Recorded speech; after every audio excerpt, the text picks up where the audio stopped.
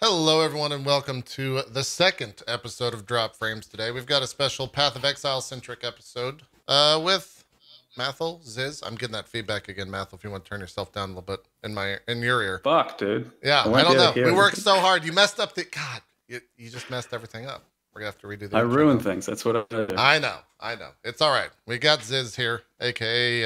Wannabe Ninja. Are you tired of being called Wannabe Ninja yet? Like, is that a thing? Very. Yeah? Okay. Very. We actually, yeah. I'll tell you more later. Okay. All right. And joining us from Grinding Gear Games, it's Chris Wilson. Chris, how's it going? Good. My voice is wrecked, but it's great to be here. Your voice is a little bit wrecked. Chat was spamming. Is he gonna say it? Can we get a? This is Chris. Welcome from Grinding Gear. Welcome to Drop Frames. Chris Wilson from Grinding Gear Games. Oh, we don't. Can we get a Drop Frames in there? Maybe. No, I don't think so. What? What are you trying to ask him to do? No, it's good. It's good. I'll take what I can get. Okay, I'll take what I can get. How's it going, everyone? You just finished your stream up, Mathil. What build are you playing now? Are you away from the whatever totem nonsense you were doing last week that I was watching? Mate, I'm flabbergasted that no one else is playing right now because I just keep coming up with the next greatest thing after the next greatest thing after the next greatest thing.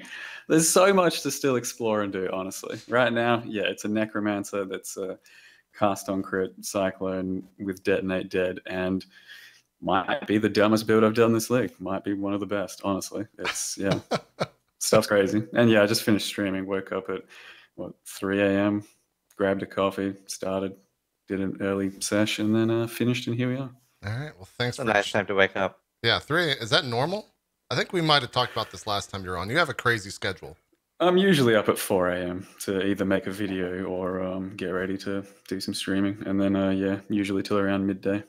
That's a little crazy. Going to take me through to the usual end time. Jeez. Ziz, what have you been up to? You had some announcements yesterday that maybe we can talk about a little bit later, but how's everything going? How's the spotlight treating you, I guess? Good. Never been doing so many meetings and trying to set up so many events ever. So it's fun. Yeah, it's been a lot of fun. No, I had as much time to play because of that, which has been great. Yeah, you spent some extra time there in New Zealand after Exile Con, yeah?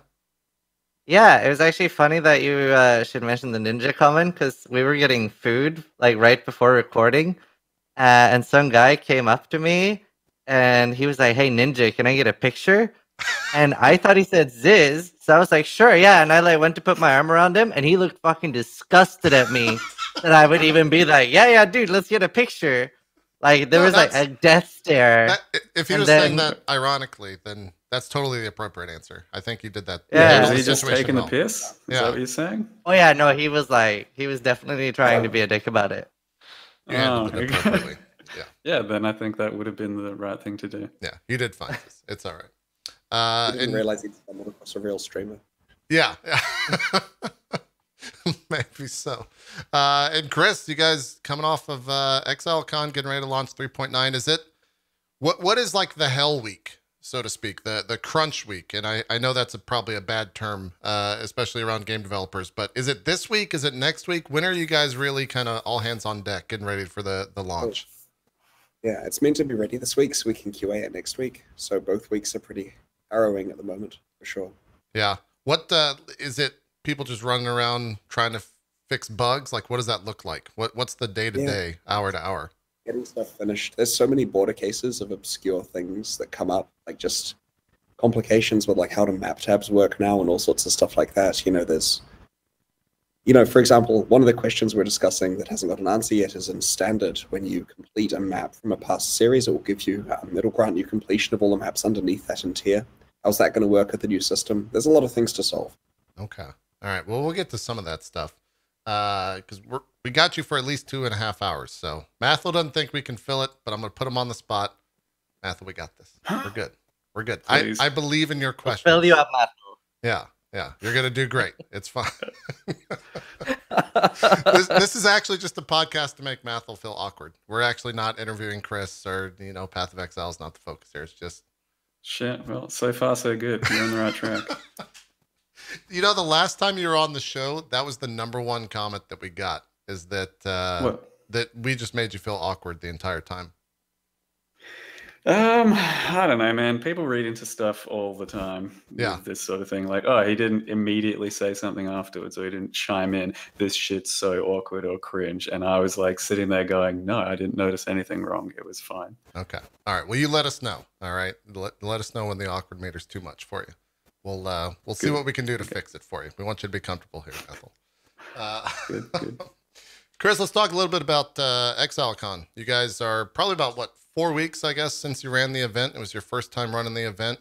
I think a lot of other developers, having friends that have worked there and talking with them after they've run an event, kind of has this like positive, good vibe feel after coming away from it. Is that kind of the general consensus for you guys as well after running ExileCon? Yeah, the team are really buzzed. It was cool because a lot of our developers haven't had an opportunity to really interact with fans before. Like Jonathan and me and Eric have been to fan meetups around the world. We know what Path of Exile players are like. We've got to bask in the glory and stuff. But the actual developers here, we're kind of just working in a box on the game. Never really got a chance to meet the people who are playing it. So it was really good for them to be able to. Did you guys look at what other companies have done? You look at BlizzCon. I'm sure I know you guys watch BlizzCon because we saw remarks about last year's BlizzCon. But did you look at what other companies do and study and try to see the right things in terms of how to run a convention? Or did you guys kind of, do it the GGG way and try to focus in on that? What was the plan there, the plan of attack?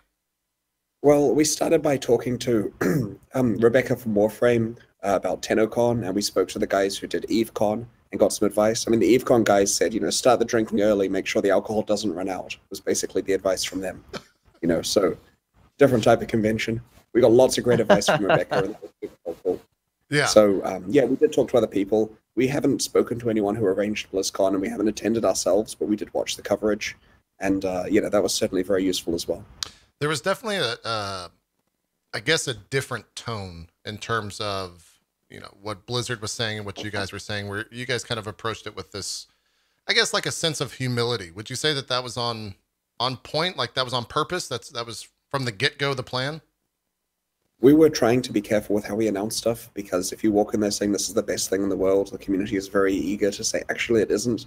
And so we presented what we had. I mean, we were certainly saying Path of Exile 2 was the best thing in the world, but for everything else, we want to present it as it is and see how people react. And we were especially careful with the mobile announcement, of course. Yeah, that's the one that was a little bit scary, and I think you guys handled that probably the best way possible, in the sense of like, hey, we're going to try this. If it doesn't work out, sorry, but we're still going to do it. It's probably the only way that I think a mobile announcement can go well. So yeah, I guess we'll wait and see with that, kind of like what you guys suggested. Mathil, what about for you? How was your ExileCon experience? Did you have a good time? Was that your first kind of gaming convention? Yeah, I went in as a complete convention virgin, if that's the right word. Sure. Just, now I feel awkward, popped man. my Thanks. chair. Jesus. Yeah. No, I had absolutely no idea what to expect. I've never been to a convention, never even really looked at anything to do with them except for the occasional Twitch stream. And so I had no idea what to expect. And I was kind of thinking maybe there wouldn't be enough to do, maybe there wouldn't be enough to show. And maybe no one, would ever approach me or anything like that, because I have no sense of my own popularity sitting in my stream room, right? Because I never interact with anyone outside of that. But it was amazing, honestly. Yeah, I talked to a lot of people. I got approached a lot. There was a lot to do. There was a lot to listen in on and learn from. And just overall, I don't know, it was a great weekend. I went with my friends and we hung out and met all the streamers for the first time. And it's just nice to see that everyone basically is who they are on stream. And just, good conversations to have. One of the weirdest things I think, back when I was in the esports world, when I first got approached for me to sign something, and I didn't have like a signature, and it's not something I've ever been asked to do. So I have to imagine that was probably was that the first time you've ever been asked to sign something? And what was the weirdest thing you signed there? Like I imagined that these days it's just so much more potent to get a selfie or a picture with someone, because that's gonna just show so much more than a signature. But yeah, before I got on the plane to fly there, I'm just like, I don't have a signature. Do I need one? Should I just practice writing Mathil? Or like, obviously I can't put my real signature because that doesn't mean anything to anyone, but that's the one I'm used to doing. So then I started, just writing Mathil a bunch of times. And in the end, it's just a basic as shit Mathil with a slightly cursive M. Yeah. And it's a bit weird having to do the signature. Yeah. Ziz, do you have a practice signature? Is that the prerequisite to joining a prestigious organization? He like hired Method? a whole fucking team. I'm sure he had someone signing That's for him. it. That's like Method 101. Yeah. That's it, dude. No, so I actually had a very similar experience with like the first time someone asked me for my signature, I was like, what do I do here? And I ended up just writing in block letters, said A-R-I, just full Zizarian in block letters. And they're like, they literally said, like, are you fucking kidding me? and I was like, I don't have anything else. What do you want from me? And like, so the entire first meet and greet, literally everybody has just block letters. And they're like, I could make that. And I'm like, okay, well, I didn't know what else to do. So for the next one, I made like a cooler one. It's just like said on top of another said with like a slash through it. So everyone calls it Zorro now, but you know what? It's better than the block letters. Yeah, sure. It's a thing that has to evolve over time. Chris, did you sign anything while you were there at ExileCon, or were you just kind of shuffling from thing to thing? Oh no, there was signing. I'd stop to sign something, and then someone will get a table.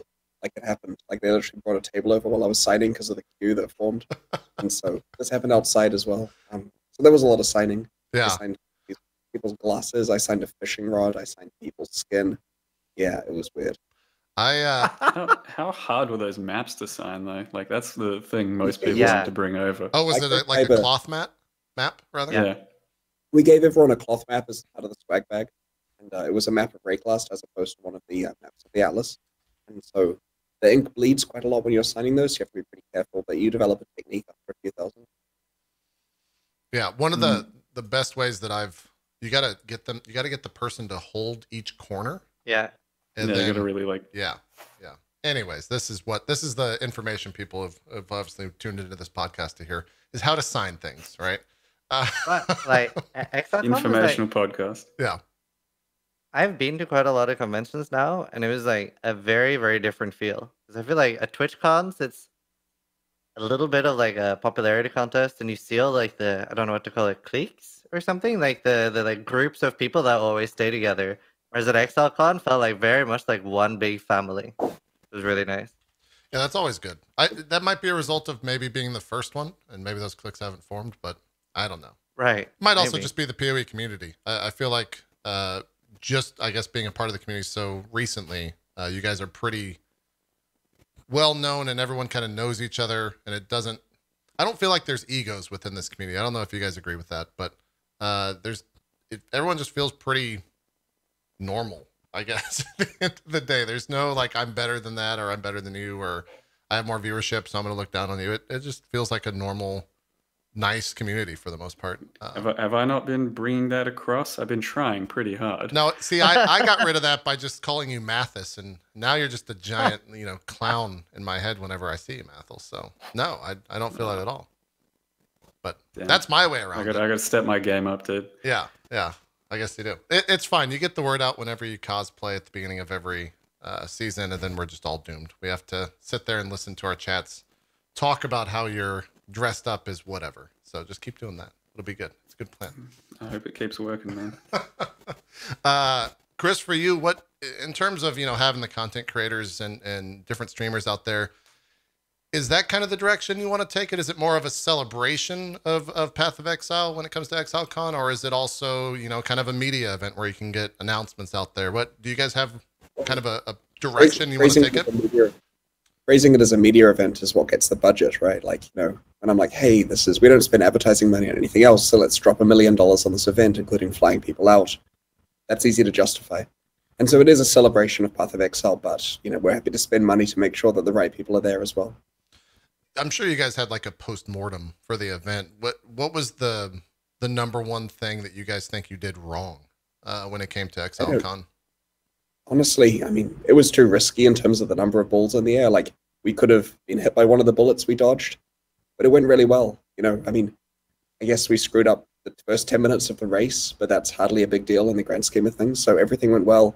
I would prefer things were done in a more safe way in the future so that there wasn't quite so much risk on the day. But, you know, if we're results driven, then the results were good. Sure, sure. Is there anything you want to add to it? Was that the type of event where you put on the event, come back, get into the office, and the first thing in the doors, you guys are meeting about all the things you want to do next year for the next event? If there is an event next year, I should say. If there was the next event, we'd love to be just the same. I mean, it went perfectly. The next day in the office, it was just me, pretty much. Like, everyone else was mysteriously away. So, you know, when we eventually did regroup, we didn't want to add anything. It went really well. Location-wise, are you comfortable with having it in the edge of the world where it's a 20-plus hour trip for most people? Is that something you want to expand on, or how do you feel about that?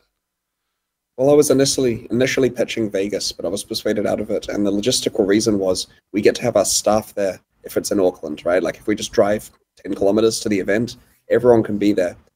And the subtlety to the overseas ones, like, for example, let's say that we decided to drop $300,000, $400,000 on flying all of our staff to some American location. Mm-hmm. So they do it, and the event would be great, and we get more people, and it'll be good. And then everyone would say, I've never been to America before, I'm taking a month off, you can't stop me. And then there will be literally a month of delay for our next league, because I reckon 80% of staff would take advantage of it and spend a lot of time traveling. Whereas here we can kind of imply they should be back at work on Tuesday. Yeah, I guess Except that's everybody gets sick. Yeah. Yeah. Everyone takes sick days, I'm sure. Yeah. Just extend the league by another month. 4-month league. That'll be popular with the community. Yeah. My job is keeping profit up, though. Ah. The other guys get to care about game fun. I have to care about profitability. I guess that makes sense. Yeah. There was one thing that was very bad about ExileCon, and that was the card game was too damn popular, which I don't think anyone expected. That was just so much fun. So the crafting bench queues were actually really long. Yeah, who thought of that? Like, that's probably one of the more creative. One of the things, I think, one of the hurdles about having a bunch of people that play a video game online go to a convention is that we're all social anxiety idiots. Like, we're just filled with social anxiety. So creating some sort of game to force people to communicate with one another, I think, is pretty brilliant. Was that who started that in the team? So Jonathan and I knew from the beginning we needed to have a game like this, and then we tasked Carl, one of our designers, with putting it together mechanically in terms of the rules and stuff. And Carl worked on it for a long time before handing it back over to Jonathan, who put the finishing touches on it. And so it was mostly Jonathan and Carl's work. I think I initially came up with the idea of having a physical game at the event, but ideas are cheap.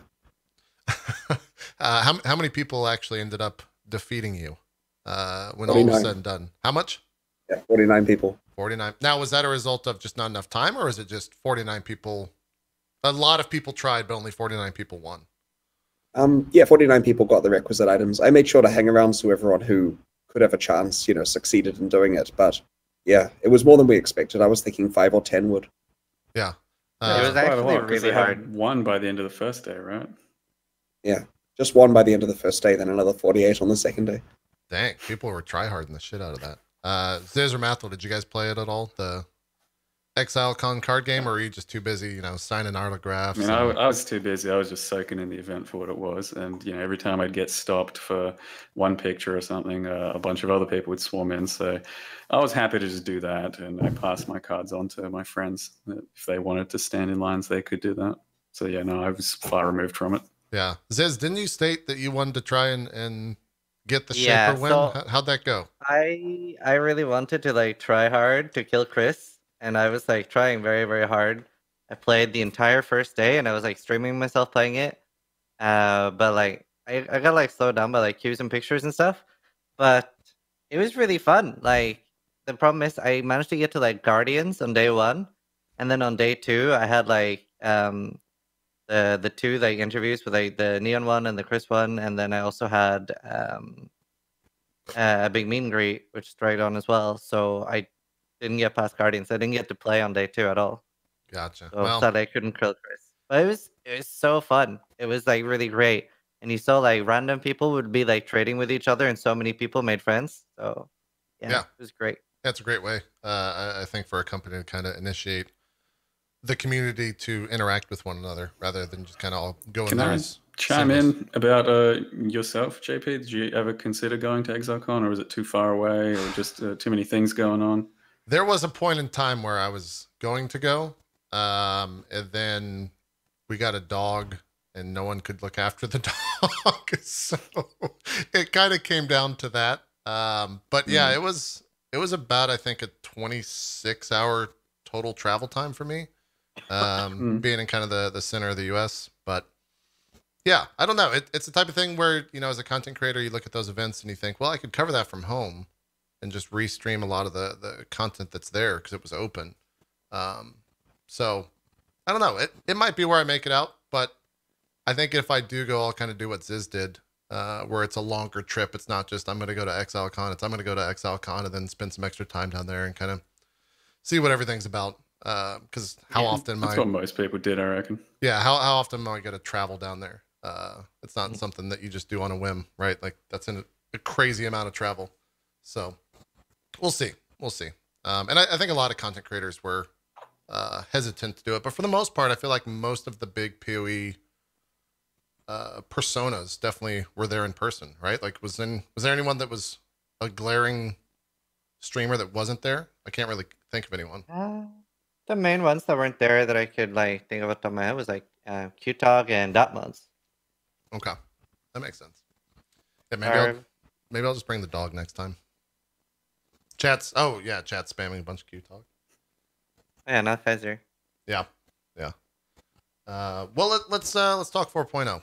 I think that's what a lot of people are interested in. You guys put a ton of information out there in terms of just how much there was to talk about. I think that was one of the remarkable things is how much actual content there was to show. And it was one of the things that a lot of people were surprised by. But I want to kind of start with where did that all begin? How long ago was this conversation started that you were going to make kind of a PoE 2? And maybe even before that, like how did it become that? So we've been thinking of Path of Exile 2 ideas now since 2013, right? Like after the game was officially released, every time there was an idea that was too complicated or difficult for Path of Exile, we'd put it in the Path of Exile 2 list. Not really like intentionally planning to make it, but more just the list of things that we could do in a sequel. And so that list grew, and we had some good ideas, and we threw things out. We had skill systems that were entirely different, that were way more complicated and probably too difficult for anyone.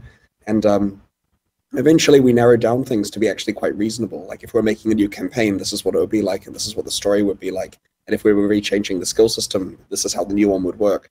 And we realized that this is stuff that we could drop into existing Path of Exile and basically make a sequel within the game. And so once we had that plan, we knew that 4.0 was going to have a 7-act campaign to it and the new skill system. And that was around 2 and a bit years ago, I guess, that we'd worked that out. And so then the question was really, you know, getting enough stuff in place, getting all the new rendering technology, performance stuff, getting it so we have a really good playable Act 1 for announcement, and then dropping the idea on the community to see what people thought of it, make sure it's the right direction. And it seems to be.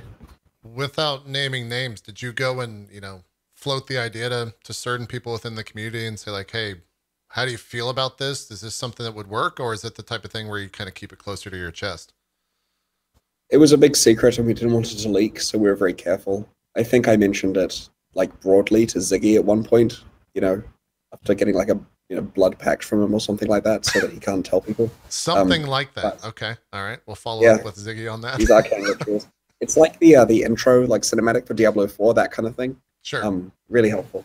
Anyway, so yeah, we kept it secret though. We knew it was the right plan though. Like we're confident with Path of Exile 2 because I know the campaign is a lot better than existing Path of Exile. I know the skill system is a lot better. It's got slightly more depth and it's a lot more accessible. It makes it easier to swap items. So we're confident that it's only an upgrade.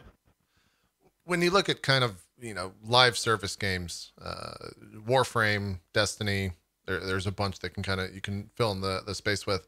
One of the biggest issues is this idea of constantly adding to the game, but then making that new user experience just an unbelievable amount of information to be hit with right when you press play. Do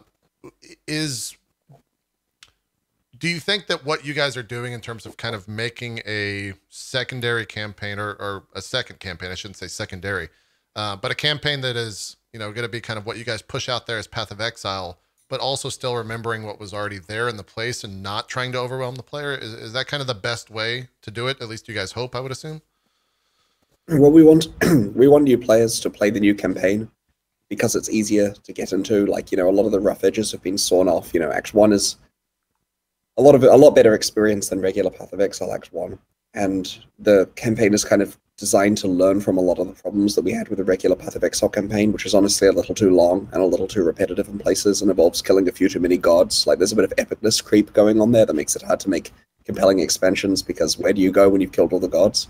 And so Path of Exile 2 fixes a lot of those problems, and is a result of, like, we're making Path of Exile 2 as game developers with 13 years of experience making action RPGs, as opposed to game developers with no experience making action RPGs.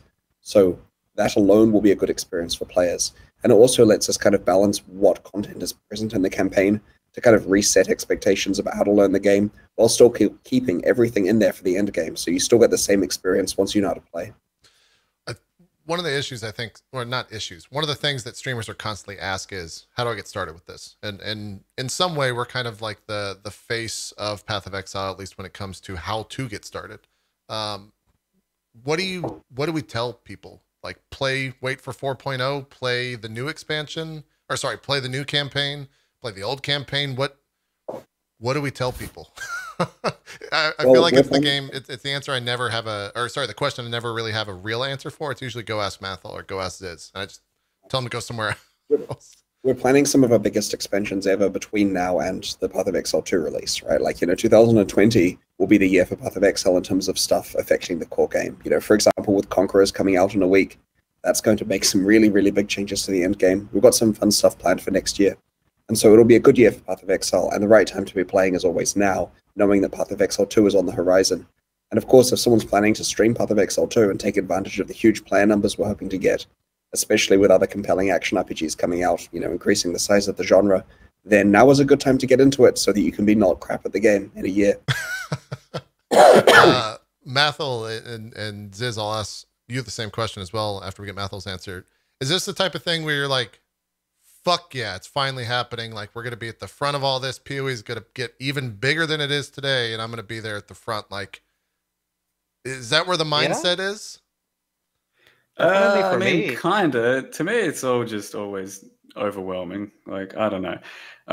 Maybe you're ready to just take everything on, but for me, there's more viewers, more questions, more game to explore. It all just kind of creeps up into an overwhelming sense of, oh my god, I've got so many things to do.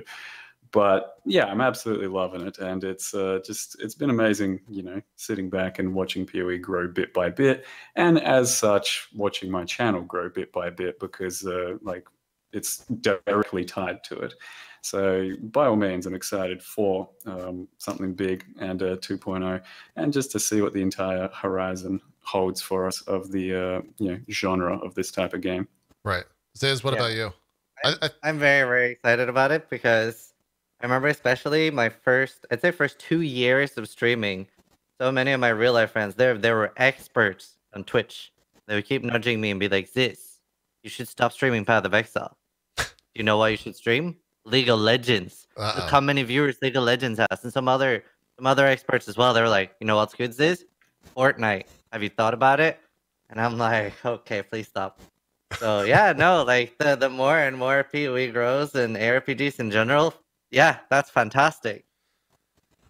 I think it's one of those interesting things when you look at again, these live service games. Like, Chris, who do you guys cater to when it comes to updating stuff? Is it both new players and veterans? Is it veterans first, new players later? Is there a thought process there, or is it just let's make cool shit and see what sticks?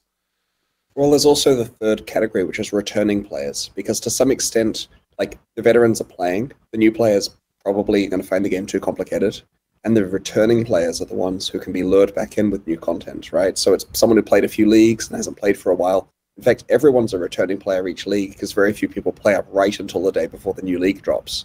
And so it's a matter of saying that this is a good reason to start a new character and see the new content, make some new builds, find some new items, all the good stuff. Would you say that's a direct focus of you guys releasing new leagues and everything, is to get the returning players, not necessarily the new players, and just hope that the information spread will get those new players in as well? Honestly, new players are friends of the returning players. What typically happens is someone will say, I'm going to play Path of Exile again, I love this game. And because they mention it to their friends, I can't go out partying this weekend, Path of Exile's got a new league, the friends have to go play Path of Exile with them.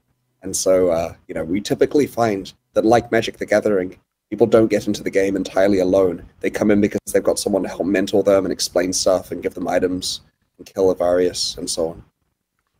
That makes sense. I've always kind of asked the question when it comes to developers, like, what's the new user experience, and how is that poor, good, whatever.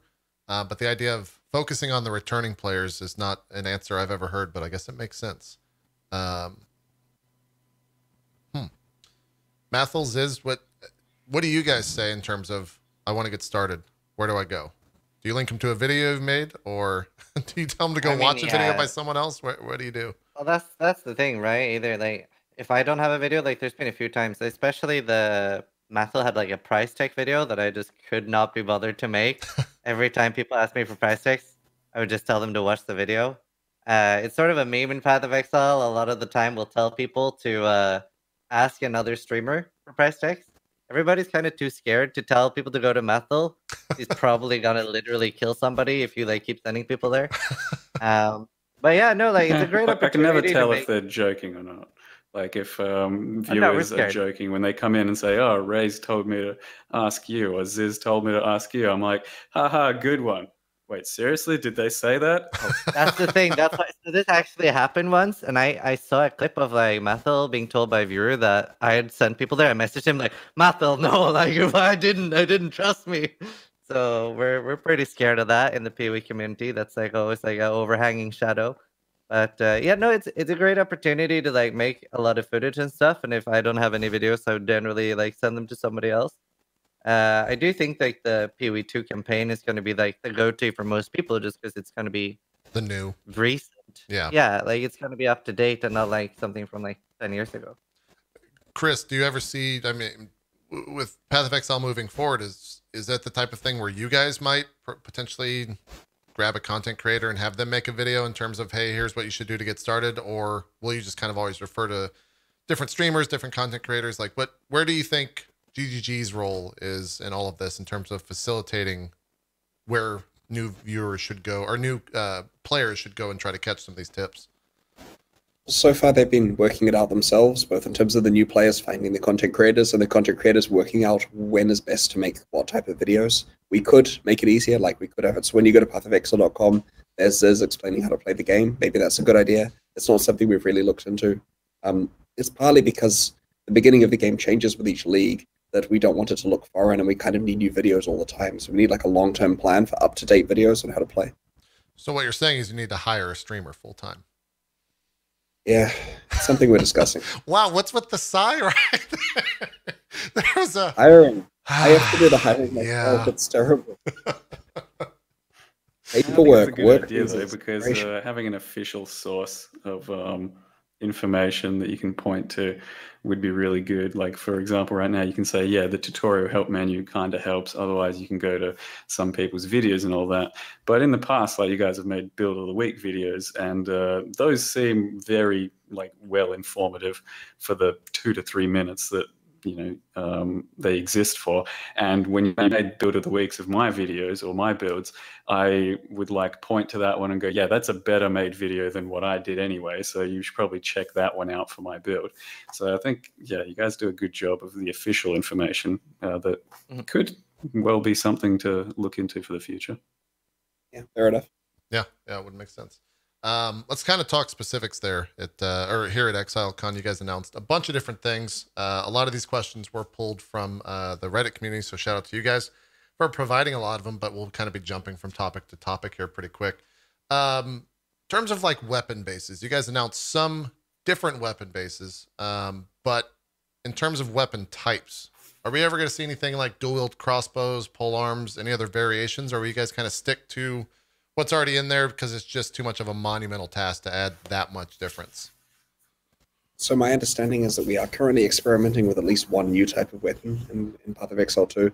I'm not sure what was announced. I think Eric's world building talk, which we're going to be posting in the news soon, might have covered this kind of thing.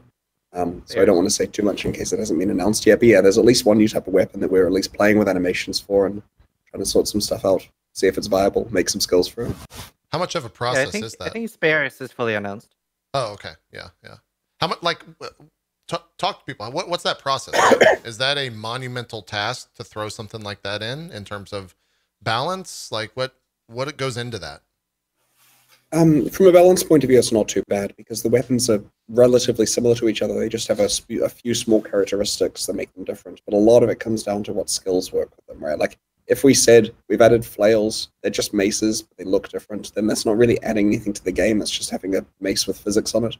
But if we add something like spears, then we can say, here's attacks that use spears, they fend off enemies, they do cool stuff. And that has to actually involve different mechanics and hopefully provide a different way for people to play.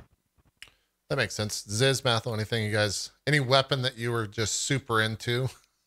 For some, Mathil, we all know you collect different samurai swords. Okay, they're in that. We see what's behind that door every once in a while. You want some samurai swords? You discovered that I'm a filthy weeb. What? Yeah, if you're looking at like things I've played around with in the past, I guess Diablo 2 javelins for the Javazons. That was always a cool concept. But no, like as you said, it's a lot to take in, right? You got to make animations for everything. You got to apply microtransactions to every single swing and weapon and all that. And some of them are still busted right now for micros. So it's a lot to put in. Yeah, Ziz, what about you? Any weapon that you'd be super into being added? Something like I don't know what they're called. Like one of the Ninja Turtles uses them. It's like the two like sticks with like a chain between them. I don't remember what they're called. Nunchucks? Nunchucks, yeah. Nunchucks. Yeah, that'd be really cool. I was like nunchucks. Yeah, that'd be like the main thing. Could that be a weapon type though in a game like this? Why not? Chris, what do you think about nunchucks? How you feeling? I just think he wants to be ninja. Ah, no! You want to get He's some falling into his own meme trap. Yeah, Jesus. some ninja I stars. didn't say shurikens. Come on. We'll hook you up with a headband. Yeah, we know a guy. Pretend in the comfort of when your I own announced I'm moving to Mixer. Yeah, I think so. I think this is the appropriate time. Yeah, you got to get out of here. Difficulty is an interesting word, I think, in games themselves, and specifically Path of Exile, where a player that's been through PoE campaign breezes through it. A person that's jumping into it for the first time might have some difficulties learning different things from a boss for the first time. The second time that they won't really die to it and kind of move forward. Where do you think that like difficulty lies? I mean, you've always been out there and said that you want a harder game, but can that exist where it pleases both hardcore players and new players? This depends a lot on expectations, right? If you expect to be able to play through the yellow maps before your character dies for the first time while being careless, then certainly having it be difficult will be a surprise, right? But if the game is tough, where you have to pay attention, occasionally in standard you'll die and lose some experience, and then hardcore players lose their characters quite a lot, but it's a challenge to go get to maps and so on. That is a game that I feel is probably more fun. Now, of course, we have to be careful, because if we change it too much, it's just seen as nerfing players for no reason. Like, any difficulty increase comes at the expense of players' kill speed, and everyone loves clear speed and enjoyment of that kind of stuff. So I'm not promising the game overnight gets incredibly difficult, but philosophically, we do want it to be more challenging. What's success look like when it comes to difficulty for the company? Is it when everyone's happy? Is it when there's no complaints about difficulty? What does that look like? Oh, it's tough to say because we probably make more money if the game is easy. Like, honestly, people just kind of drifting through it, getting to maps, seeing all the content, buying some micros appears to keep everyone happy. But if we wanted to just keep everyone happy, we'd be doing mass market kind of stuff. And I think the Path of Exile having a few sharp edges to it, being more interesting for its long-term players, and in the appropriate places, is probably a better place for it to be positioned. And so things like the new campaign and the new endgame we're doing in Conquerors are great opportunities to tweak it appropriately. And it's not just a matter of make it harder, it's also smoothing out the hardness so it doesn't have cliffs. Like in my last character I played through, solo self-found hardcore, died to a Varius, and I was surprised how difficult it was compared to the rest of Act 5. There probably should be more build-up there. Embarrassing death, but it happened. Ziz, how do you feel about the difficulty of PoE? Is someone that I mean, So both of you go through it constantly in terms of the campaign and yeah. all the end game stuff. So for me personally, I generally feel like I like Dark Souls and like Sekiro and that type of game that like, basically shits on you as a player and like very, very punishing, takes a long time to learn. I don't necessarily think that's what would be good for the game. I think like a fairly easy Act 1 to 10, like sort of treating that as more of a tutorial type thing where it gets progressively harder and then like I would want like an insane ramp up in yellow and red maps, making that a lot harder than currently. Because I always like in a game when there's like something to look forward to.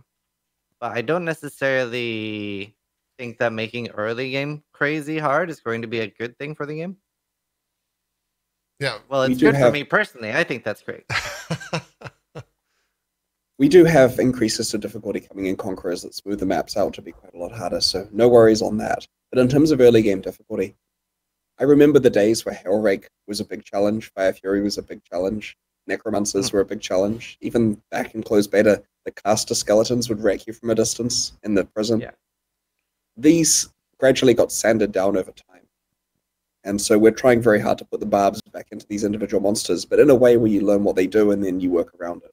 But so that each type of monster has something dangerous about it. That makes sense. Mathil, what do you think about the difficulty in the game? Where your feelings lie about it? I mean, it's hard to ever really know, having played for so long and knowing everything about the game. Like for example, Uber Elder, the hardest technical challenge at the moment, just gets easier and easier every time after you've played it so long and know all the mechanics. Whereas someone coming into the game right now, fresh for Uber Elder, still has no idea what's happening. It's still a very hard fight. So it's hard to really say from our perspective how hard the game actually is, or if it needs to be harder. I think there's still plenty of challenge out there. I think it's still plenty hard, but currently, yeah, there's probably a bit too much power creep for the current level of content, and it could definitely be ramped up a bit. But overall, I think there's still plenty of difficulty for the average person, I think. And yes, I'm embodying dropped frames at the moment. I don't know. It's I fine. was thinking that drop pixels. Yeah. Look, that's my mistake in terms of naming the show, because now it's the easy meme. It's like dyeing your hair blue. I mean, who does that? That's just the stupid Oh thing. my god, you So- keep coming back to the shots on that. Yo, it's really great for conventions. People see you everywhere. It's the You easy could shave it joke. off. Yeah. That yeah. works well. Yeah, you could just, join Chris over there. Then you could just say that you're Chris. Right? Wouldn't that work? Might be onto something there. Think about it. Exile Con 2 is Gonna have to shave the goatee beard thing as well. Oh, Oh, it takes ages to grow back. it's true. It's true. Maybe it doesn't need to grow back. Wow.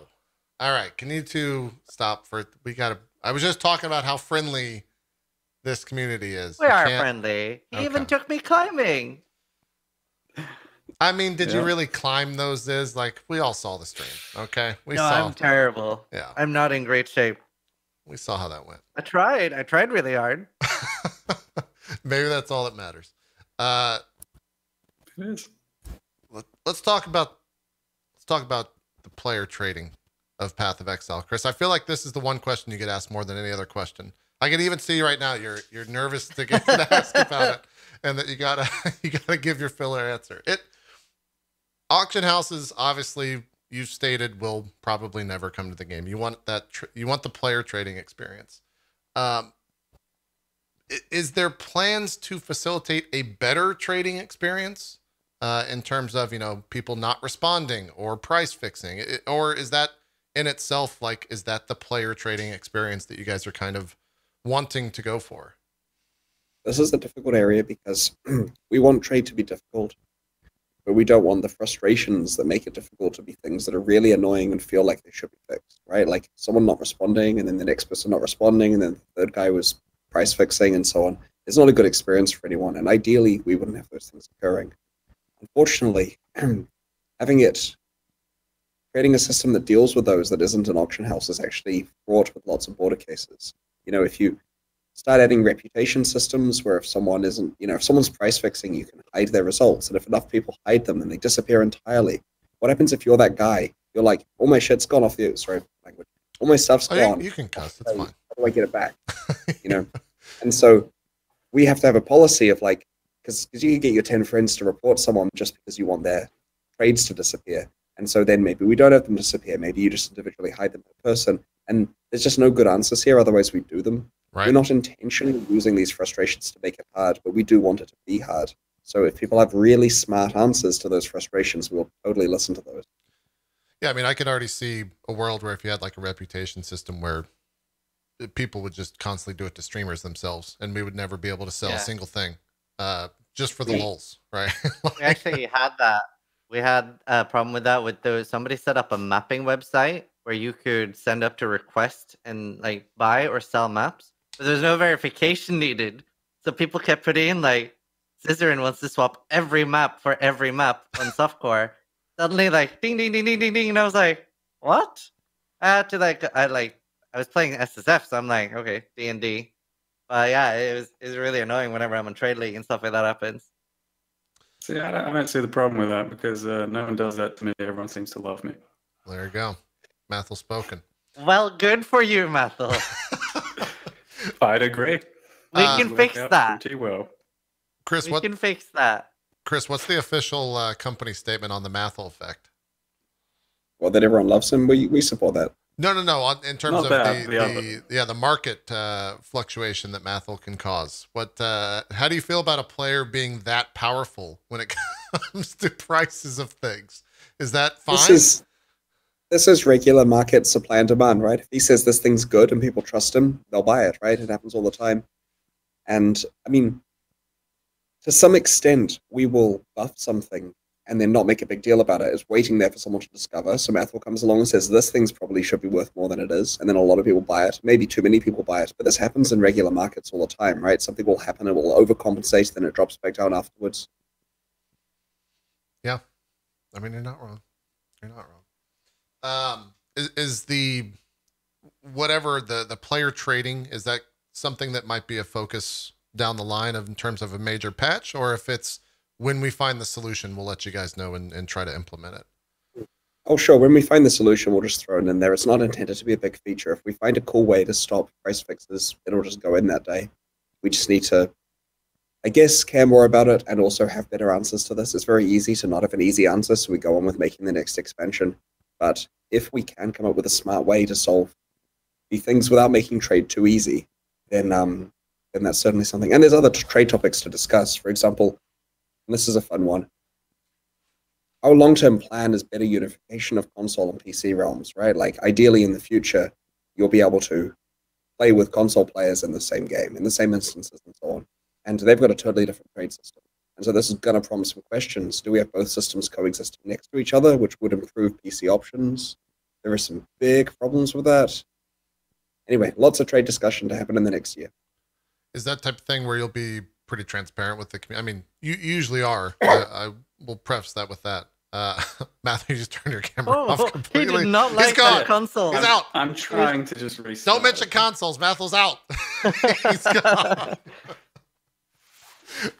Is that the type of thing where you guys want to be as transparent when it comes to kind of where you're at and what you're thinking with the player trading issue? Yeah. I mean, like this console stuff I just mentioned, that's something we could potentially wait for a huge announcement and then say there's going to be this huge integration. But instead, I'm just throwing it out there as a thing we'd like to do. We may do it one day. It has trading consequences. Right. I mean, we'd prefer to post about stuff so people understand why we make the decisions we do as opposed to being arbitrary. Yeah. Yeah. I'll use this as kind of a segue to give a brief nod to the console players. Internally, is the main focus on the PC client, or is it on all clients when possible? I feel like a lot of the questions that I got from like the console community were stated in a way that felt like they were kind of lesser than the PC players in a sense. Is that just the type of thing where it's so much more difficult to work on a console game than it is to push a PC update on Steam, or kind of what factors into that, I guess, ultimately is the question I'll ask. When we're prioritizing development efforts, a feature that makes it into PC generally affects all versions of the game. We get it in the PC version, we get it in the Xbox version, we get it in the PlayStation version. We now seem to get it in the mobile version as well. It goes in Path of Exile 2. The Korean players get it, the Taiwanese players get it, China gets it. Everyone gets the feature. Whereas to spend time fixing something on console applies to those two platforms. And it's not as popular on console as it is on PC.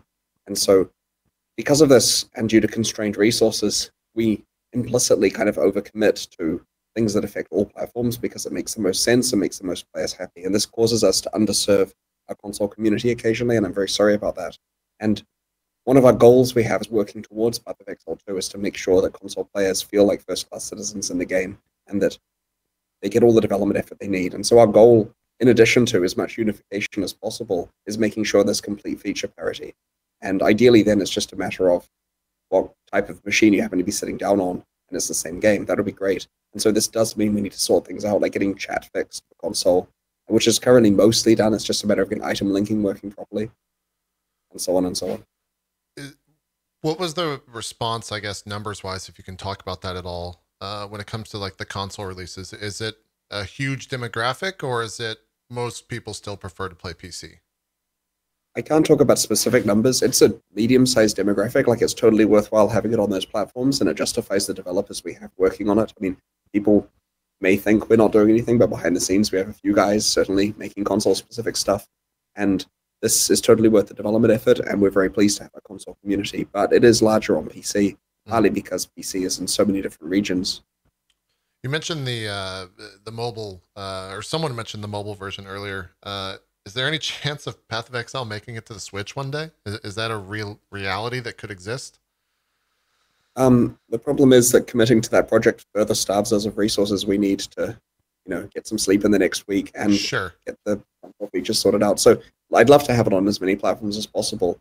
And this isn't a coy kind of, we've got a 3/4 finished kind of thing. We haven't started. I can assure you that this is not a project that is underway.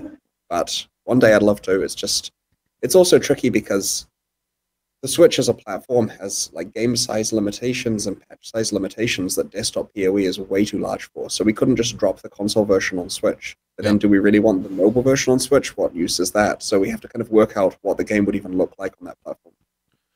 All right. Let's talk about guilds for a second. Is there, I think a question came up during Exile Con. So this might be information that's already been stated, but any plans to kind of add some more features in for guilds? If so, what do you want to envision the guild, like what do you envision the guild system looking like in Path of Exile? It's maybe the other question.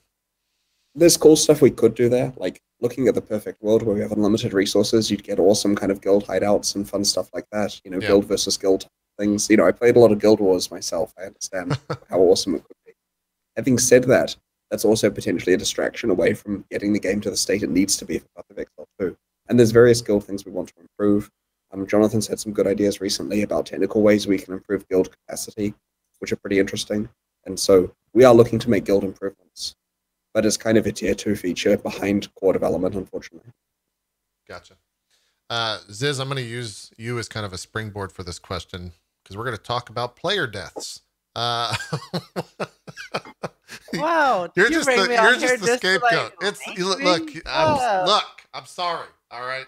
Are you? No, not really. No, I didn't think so.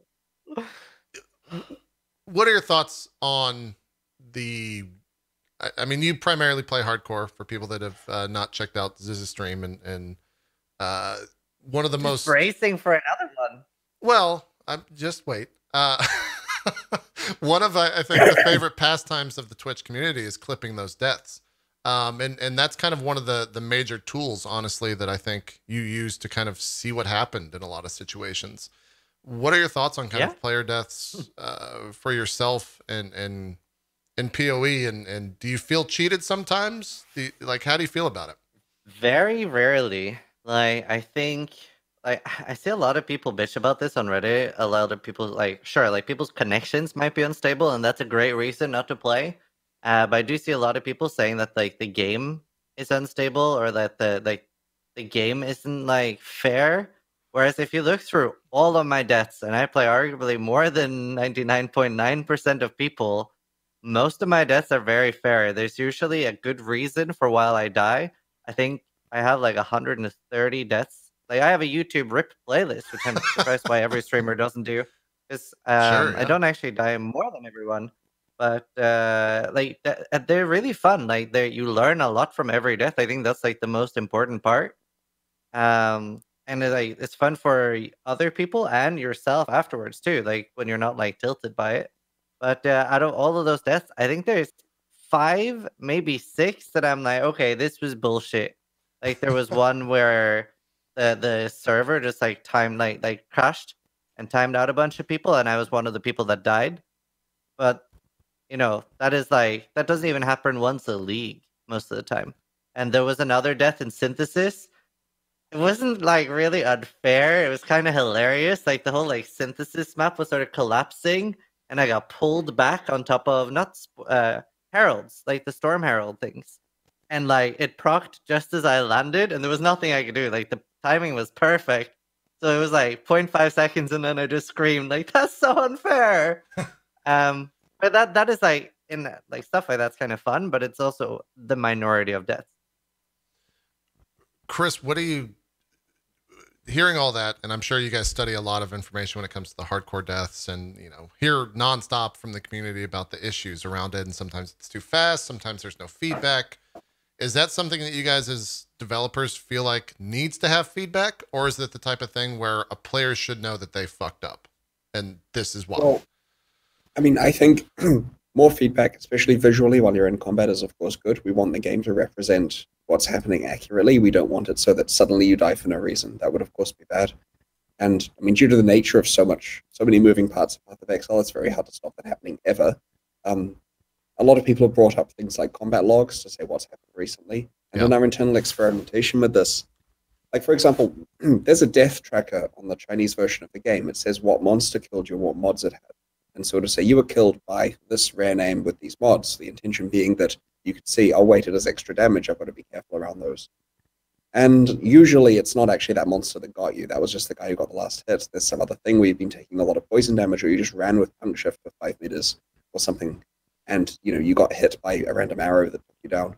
And so to do it properly, you'd certainly need to do quite a lot of tracking of what was the main source of damage just before you died, you know, the thing that contributed to your death the most. And for performance reasons, we don't really track damage in that way. Like when we do damage to a player, we throw it away afterwards and don't store, you know, for a few seconds the fact that the damage occurred. And to do all of the tracking of that would slow things down a lot. Probably cost us an extra $500,000 a year of server costs, and so on and so on and so on. And so it becomes one of those complicated things where unless someone has a really smart idea for how to do it, we just go on with the next thing. Should everyone just stream so we can watch clips of ourselves die? Is that the Yeah. is that the solution? That's what most people do if they care about their deaths. Yeah, they typically will just like stream to no one or just record through OBS and then look back. But that's pretty common. Yeah, is you know, I look at something like, and you just mentioned server cost in terms of storage for all this. I look at something like what Overwatch does with their play of the game system. Is that something that's possible at all? Speaking from a non-developer perspective and having no idea of if there's costs associated with that, could that happen to where it records the death, or? I have no idea what Overwatch does. I've never played it. Overwatch in the sense of like, if you make it, sometimes it's really ridiculous in terms of what it captures, but at the end of each round or at the end of each match, there's a play of the game. And so it records, you know, someone that got like 4 or 5 kills in a row, and then that becomes the quote play of the game. And it stores it for the player as well. So if they want to record it, they can. It'll store locally for them. Granted, you don't need it that diverse, I guess, for Path of Exile. But would that just, you know, play into the idea of server cost, like you were just referencing, or? Well, interestingly, after we added support for Lockstep, it technically gave us the ability to save the state of what's occurred and to replay it afterwards, which we could theoretically use for a spectator mode for racing, for example. And so while this would, of course, take resources in order to be able to save the data of what occurred. Technically, it might be possible to cut out sections of it. Now, the Lockstep data is differential, like it stores the difference between each frame, so you'd need to have quite a lot of like initial state and so on, and there's probably some work there. But you're right, that the server just keeping track of what occurred and cutting out sections of it could be a way to do death replays, so someone could reconstruct it. It might be easier if people just streamed on their own computers or took advantage of the driver thing where like NVIDIA will say to you, The there's a shadow button play to save stuff. the last seconds or whatever. Yeah. Mathil, we're gonna. I'm calling in the. Can I refresh the stream? No. We're just Oh, gonna have come on. this as your image. I think is the only appropriate. I'd say it's an upgrade, man. Look, I mean, we're gonna get some extra viewers, and you're gonna help. Okay, that's where we're That's going. quite a screenshot you pulled. Even I'm disgusted with what I'm wearing in that one. You're the one that did this to yourself. All right, you put this out there, and people just aren't using it. So that's I'm proud of it. Do again. See, I actually I think like the Mathil cosplay at League Start is like one of the best ideas I've seen by another content creator. Oh yeah. And I was like, I'm gonna steal that. So I was like, oh, they're buffing minions. I'm gonna dress up as a zombie. Now I didn't think about like Mathil still streams like quite a lot of League Starts, but that's like like 12. How many hours do you go? Like 12, 14? Something like that? Yeah, 12 to 15 is a typical Yeah. one for me, but that's as long as I go. Yeah. Do you know what wasn't fun? 31 hours with zombie makeup draining down your face. That was not great. It was like the biggest mistake of all time. I mean, you could, in theory, get up for like 3 minutes and just take all of that off and go, yeah, it was fun for the first bit. You already all saw No, it, like it and was it's fine. really on there. It took like an hour to get it off. It was like there was like plastic on my face. There was like wax and stuff. Okay. It was just not great. Tune in next week when we're gonna have a bunch of cosplayers and Ziz and Math on to talk about Makeup 101. It's gonna be a great episode. I'm super excited. That would be amazing. I'll PoE teach makeup. everyone how to put lipstick on. Yeah. It'll. Mathil, how do you prepare for these league start things? Did you already have next week's ordered and good to go? I've got some ideas here or there. Basically, I just think about this stuff a lot for like 2 to 3 weeks beforehand. I just have to constantly go over ideas in my head, and will that be good enough? Will that work? And then, it's either about starting to slap stuff together from various shops or from what I've got laying around home, order something. Sounds like What was that? Sounds Chris? like what? this sounds like our development cycle. Yeah, I mean, honestly, sometimes it'll be like the Friday or the Thursday, and I'll like go out and get everything made and put together, and then try it on the 30 minutes before the actual stream starts, and go, yeah, good enough, and then just press play and make it up as I go. Basically, most of my little like speeches or monologues are just, I'll think of something when I wake up in the morning, and it kind of works out so far. What I'm hearing, Chris, is Nice. that the next ExileCon, I think you should hire Mathil as one of the cosplayers that walks around. I think it'll be a great, mix of Mathil and GGG working together, really towards one goal. I think it's a great idea. So I look forward to it, Mathil. Keep me. We Keep had me in the quite a loop. few banner cosplays. Yeah. Was that like? Did you guys seek them out, or did they just kind of seek you guys out? Like, how did that actually happen? At One of them ExileCon? was us making a costume for the actual voice actress so she could reprise her role as Zana near the map device for the card game. But the others were just people who turned up dressed like Zana. Yeah. I can approve of. Was- Mostly guys. Yeah. Was that the number one cosplay with Zana? Yeah, there were a few Einhars as well. We had an official and an unofficial Einhar. Okay. What did you guys ever put out what happened with did the Einhard thing go a little bit long at the start of the show? Was he filling? What was going on there? He wasn't filling, it's just that we said, spend 10 minutes on it when the right answer is spend 5 minutes on it. He had a lot of stuff prepared, and I think he did a pretty good job considering the stress. Okay. I think that it was a lot more fun in person than it was watching that online. Online, people were saying cringe. In person, it was pretty cool. So, I had a good time. Yeah. Ziz and Mathil, were you guys both in the audience for that? Yeah. Yeah. We were on Yeah, the like I front row, thought it was think. fine.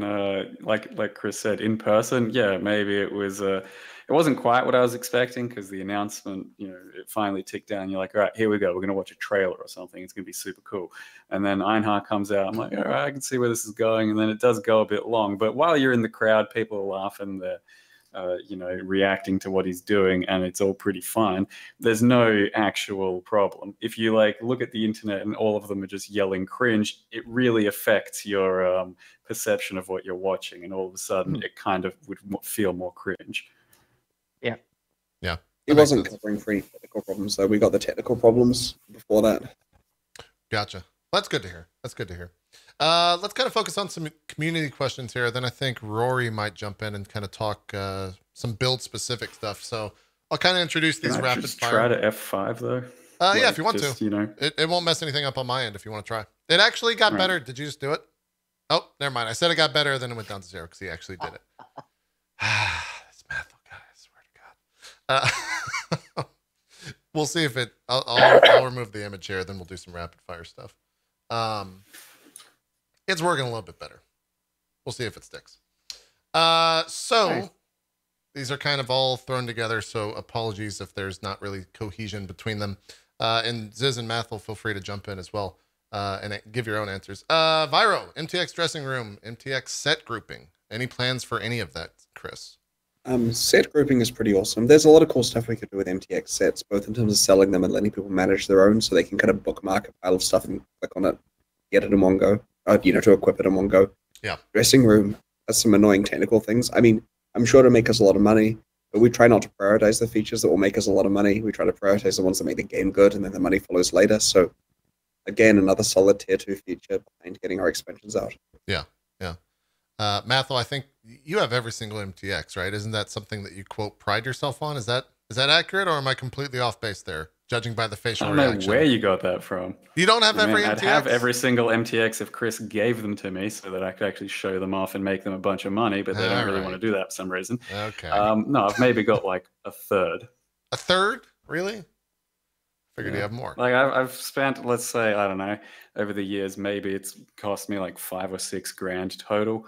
And yeah, I've probably got about a third of the stuff. Most of the stuff I want and most of the stuff I think looks cool. There's maybe just a few things I didn't buy because I figured I've got enough wings or I've got enough, hats. But yeah, there's still a lot out there I don't have. Okay. All right. Quick numbers here, just because I'm curious. 5 or 6K, is that the most? Is that your life spent, or what's the word? Is that the most? How much money have you spent on PoE? Is what I'm getting at. Are you at 5 or 6K? I think I'm at like 6,700, which is just ridiculous to think of. 6,700. I mean, look, the stats are probably a lot worse than they are in my mind, but I think it's something like 5 or 6K. Yeah. Ziz, where are you? About $1 million. But I stopped doing that. What was that, Chris? I was joking that I spent like $1 million at first, but that was a number of years ago. Ziz, where are you at? I don't know. Like, I've used a lot of, like, on all of PoE, like all my PoE spendings. Like, it's over 15K. Maybe Holy 20. Shit, okay. There's a way in Steam to find it pretty quick, but I forget. What are you including in that? Well, that's the thing. Like that, I run a lot of like community events and giveaways too. Like just in like personal MTX, probably like 7. Yeah. Yeah, that's what we're more talking about. Like if you're just the average user that's spending for microtransactions and supporter packs and stuff, then how much is that? I don't think any of us are the average user with over 5K. No, we're not the average user, right, Chris? You're not a streamer. Right. Chris would be really happy then.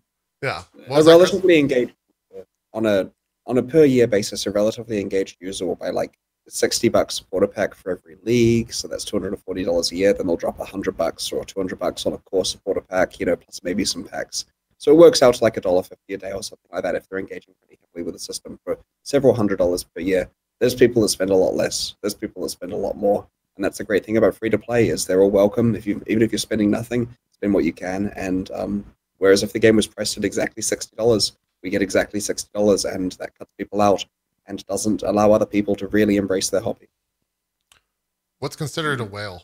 If you could pin a number to that, if you feel comfortable pinning a number to that, maybe you don't. But we haven't even discussed that internally. It's hard to see what people spend. Yeah. Like I don't have people who are top spenders. I mean, I vaguely know from dealing with customer support issues related to them, but we try to treat people as people regardless of how much they've supported us. Okay. All right. I said these were going to be rapid fire, then completely ignored my rules. So, Craig the Hack asks, Chris has mentioned several times over the years the shortcomings with the design of armor, evasion, ES systems in PoE and how he would like to redesign the system if he could. With PoE 2 changing many core game systems, will they be taking this opportunity to do an overhaul of this area of the game too? I think Ziz, you might have added this in after the fact, but go ahead. So, currently, we have nothing to announce on that, but we're being very careful with how we're laying out the armor pieces in the new progression. And so, we're not spamming so many hybrid armor pieces with such few levels between them now. And this actually makes the kind of identity of armor evasion and energy shield while you're leveling to be quite a lot stronger, and that's cool. Now, we've had discussions like back in the day, Diablo 2 just had armor essentially, and then evasion and energy. Well, I guess they just had evasion essentially because upper class affected that. But there were systems proposed internally which just had one core armor stat and then used the other ones as ancillary mods on them. And for various reasons, we decided not to go ahead with that. We kind of prefer the try attribute system for it. But who knows, right? There's still more than a year left, and if we can find a way to make the game deeper and simpler at the same time, not breaking people's characters, we'll look into it. But this is one of the things that probably breaks people's characters quite a lot. And simplification here probably removes depth. So we're very, very careful to not do those things. Makes sense. ZKidC2 says, what is going to happen? What is going to happen to the Pantheon system in PoE 2? New characters will not be killing gods to claim their powers, or will you try to fit it in? Or are you just going to rework the whole system completely? We could probably remove the Pantheon from the old campaign and no one would notice, and that kind of says all it needs to say. I mean, we don't know. It's not really a big priority for us. Like, they're certainly not going to roll Pantheon into the Path of Exile 2 campaign. And whether we keep it in Path of Exile 1 really depends on if we have a good idea of what to replace it with. So that was a bit of a failed experiment, and by choosing the second campaign, we're kind of implicitly not doubling down on the god-killing nature of Path of Exile 1. Lito Horn says, will they add more dialogues to the player characters post-Act 4? We have a lot of dialogue on the player characters in Path of Exile 2.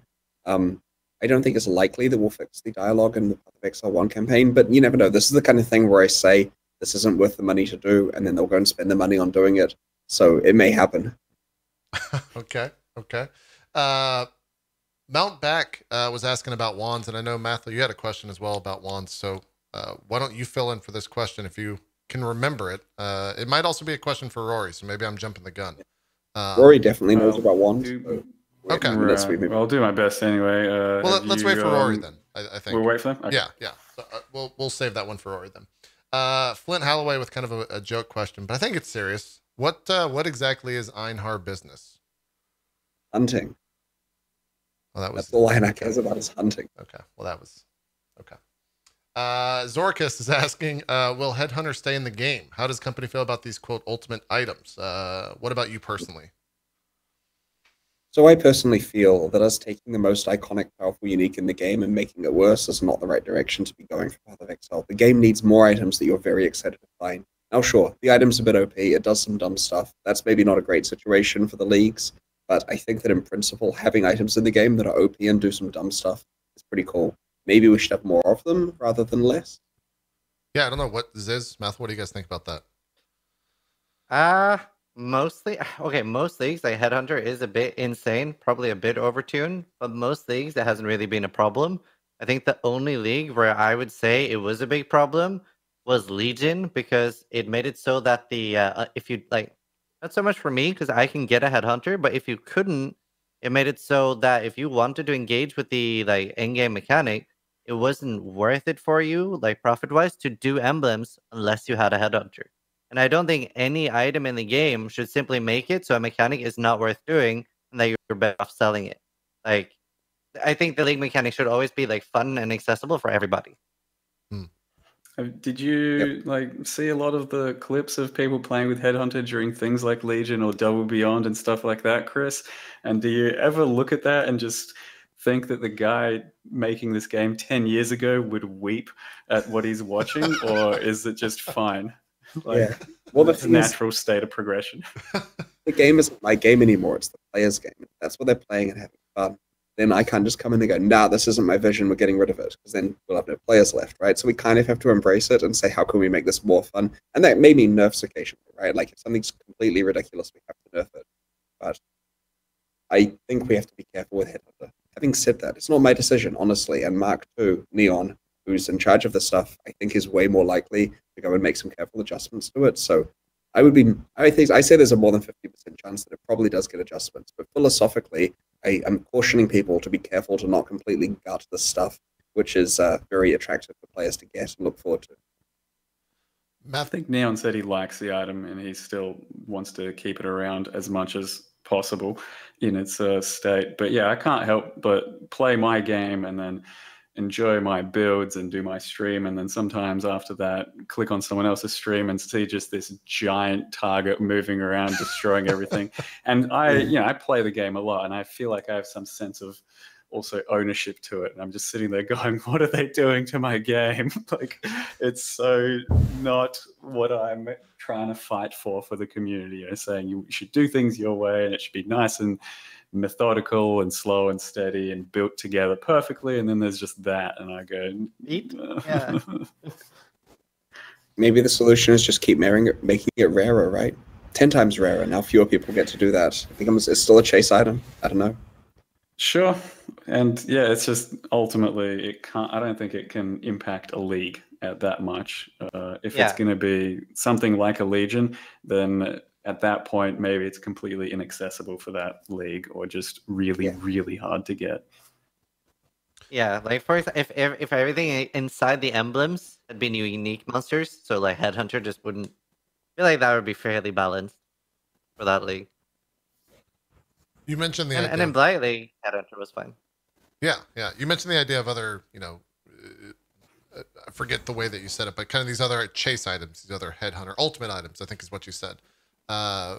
Ziz, for you and Mathil as well, is, and I guess maybe speaking for the PoE community, is that's a way to go, is having more variations of a Headhunter, a powerful item, the ultimate item, an interesting way to take it? Or does that kind of start to become way too much of a, everyone's going to go towards these items and that's the end game? Well, so I like chase items and I think they're really good. We did have that like in early Path of Exile, like things like Shav's, Chrome's Heart, and a couple other items used to be the same rarity. Well, not after the rarity change, but it used to be 4 times rarer. Mjolnir as well, and they used to be like around 80 to 110x, maybe even more. Like they used to be like crazy expensive, so most of the players couldn't get them at all, right? They were just completely inaccessible. The problem with that was that these were like completely build enabling items, right? Like this item would make or break a completely build, and that's one of like Mathil's earliest builds was called Fakener, because it was like being able to do that build without using Mjolnir. So maybe something that's just like really strong but not build enabling, like that could be pretty great, I think. I mean, there's still some big items that drop, but I think for the most part, the game has shifted more towards big chase crafts instead, which is still very exciting. You won't be like running around and killing a monster and a huge item drops necessarily and getting excited over that. You'll instead be crafting an item and get the exact combo mods that you really want, or the rarest mod, and that'll still give you a huge amount of hype and excitement. I think for the most part, that's where it comes from. In my gameplay, it's more from the crafting, and I think that's still a good system. I agree that rares should be better than unique items in terms of the thing you're ultimately chasing for the final slots of your build. Like you use a couple of uniques to enable some cool combo, and then you fill up with the best rares in the game. But I would like it if you could find those from the ground as well. And so that's one of the main goals of the decluttering projects that we're hoping to release before is to make it so that items actually found on the ground are significantly better. And so this is something we can talk about at length later. There's quite a lot there, but yeah, it's a priority for us. Cool. Continuing on with some of these community questions. Creator code for PoE store transactions. Just general thoughts on that. Is that something that can work? Obviously, Ziz and Mathil will have pretty big smiles on their face, and I think most creators will when it comes to kind of the comparison of what Epic does with their store. Is that something that you think makes sense for you guys, or is Epic kind of able to do that because of how many users they have on a daily basis? Is a creator code a code that unlocks all transactions, like all microtransactions for a specific account? Creator code, at least when it comes to what, Ziz, if you want to explain it, by all means. So creator code is generally like, itmeJP PoE, and you get like a 3 or 1 or 5 whatever % kickback to the streamer. So you're like buying a Path of Exile MTX and also supporting a streamer at the same time. Yeah. So we have a half-finished system which we haven't announced yet, where basically it's tying in with Exile, our payment provider. They have a way of basically saying when a person purchases a supporter pack through the website, then whichever streamer basically linked them to it, can get a small kickback. And so that's a system that we are experimenting with, that we hope to release at some stage. We have to do some math as to how much we're actually able to kick back and so on. But it would enable us to kind of encourage you guys to push supporter pack purchases. Now, that's not on the micro level because that doesn't involve cash. It's on the pack level, which involves cash. And this is something we've been working on for like more than a year now that we haven't actually finished yet. So it's a really low priority for us. But there's benefits to it from a business point of view. It just doesn't make the game any better, which is why it hasn't been pushed hard. Right. I mean, Chad is correct in saying that it's just going to make streamers more money. That's ultimately all it will do at the end of the day.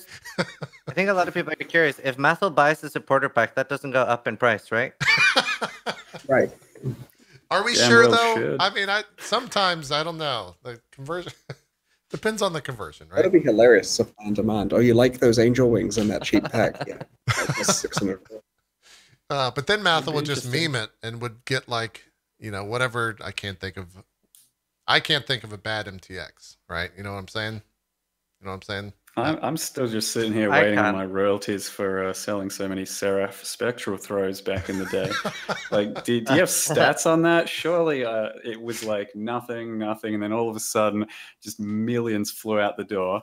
And I think millions. Yeah, that sounds right number to me. Chris, how do you feel about that? I'm just looking at some stats. Okay. All right. Stand by. Everyone hold. You should do the next question. We'll come back to this one.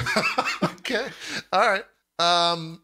How different is the community's opinion on the game from the developer opinion on the game on things like balance, fun factor, etc.?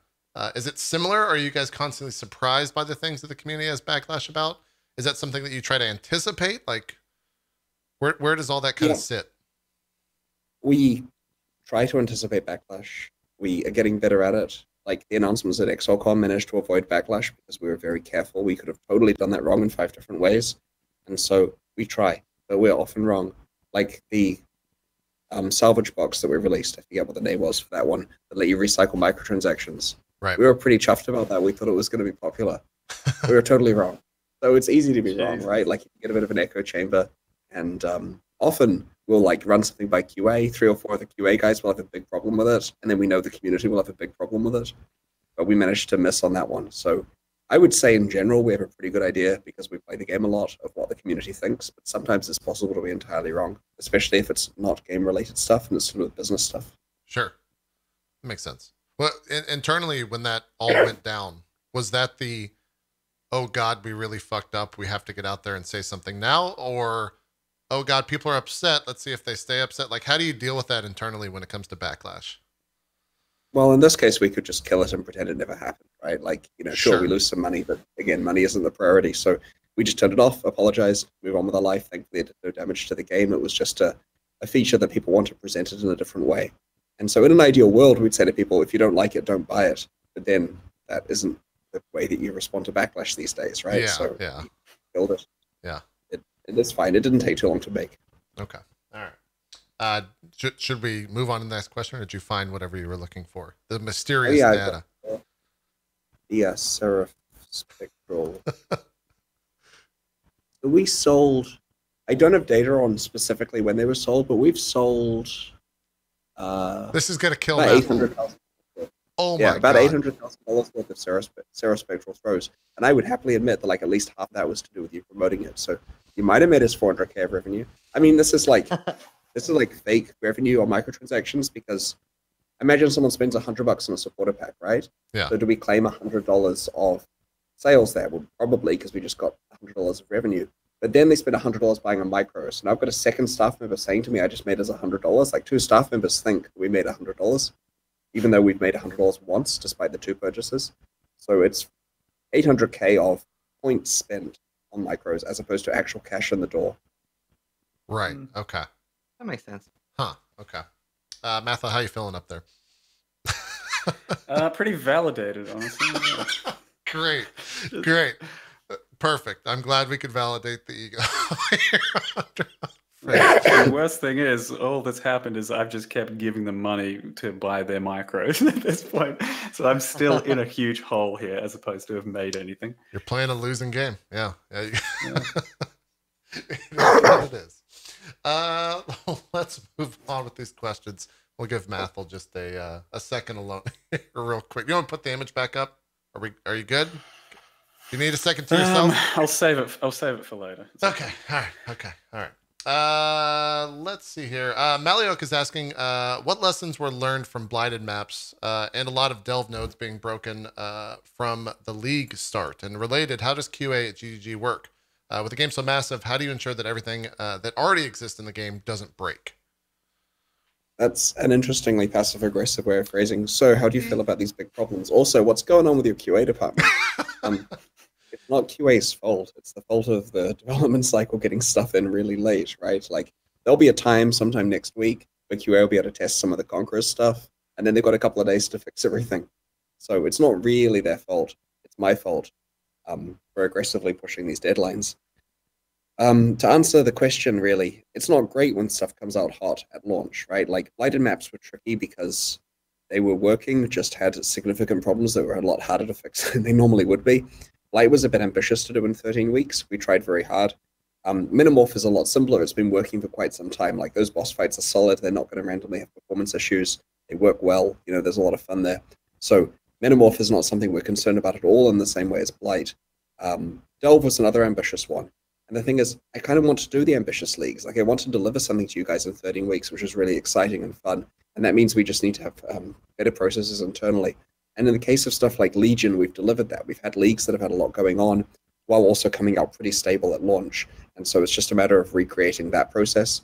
And out of that involves a few like stars aligning and making sure that we can do it well. It's getting easier each time.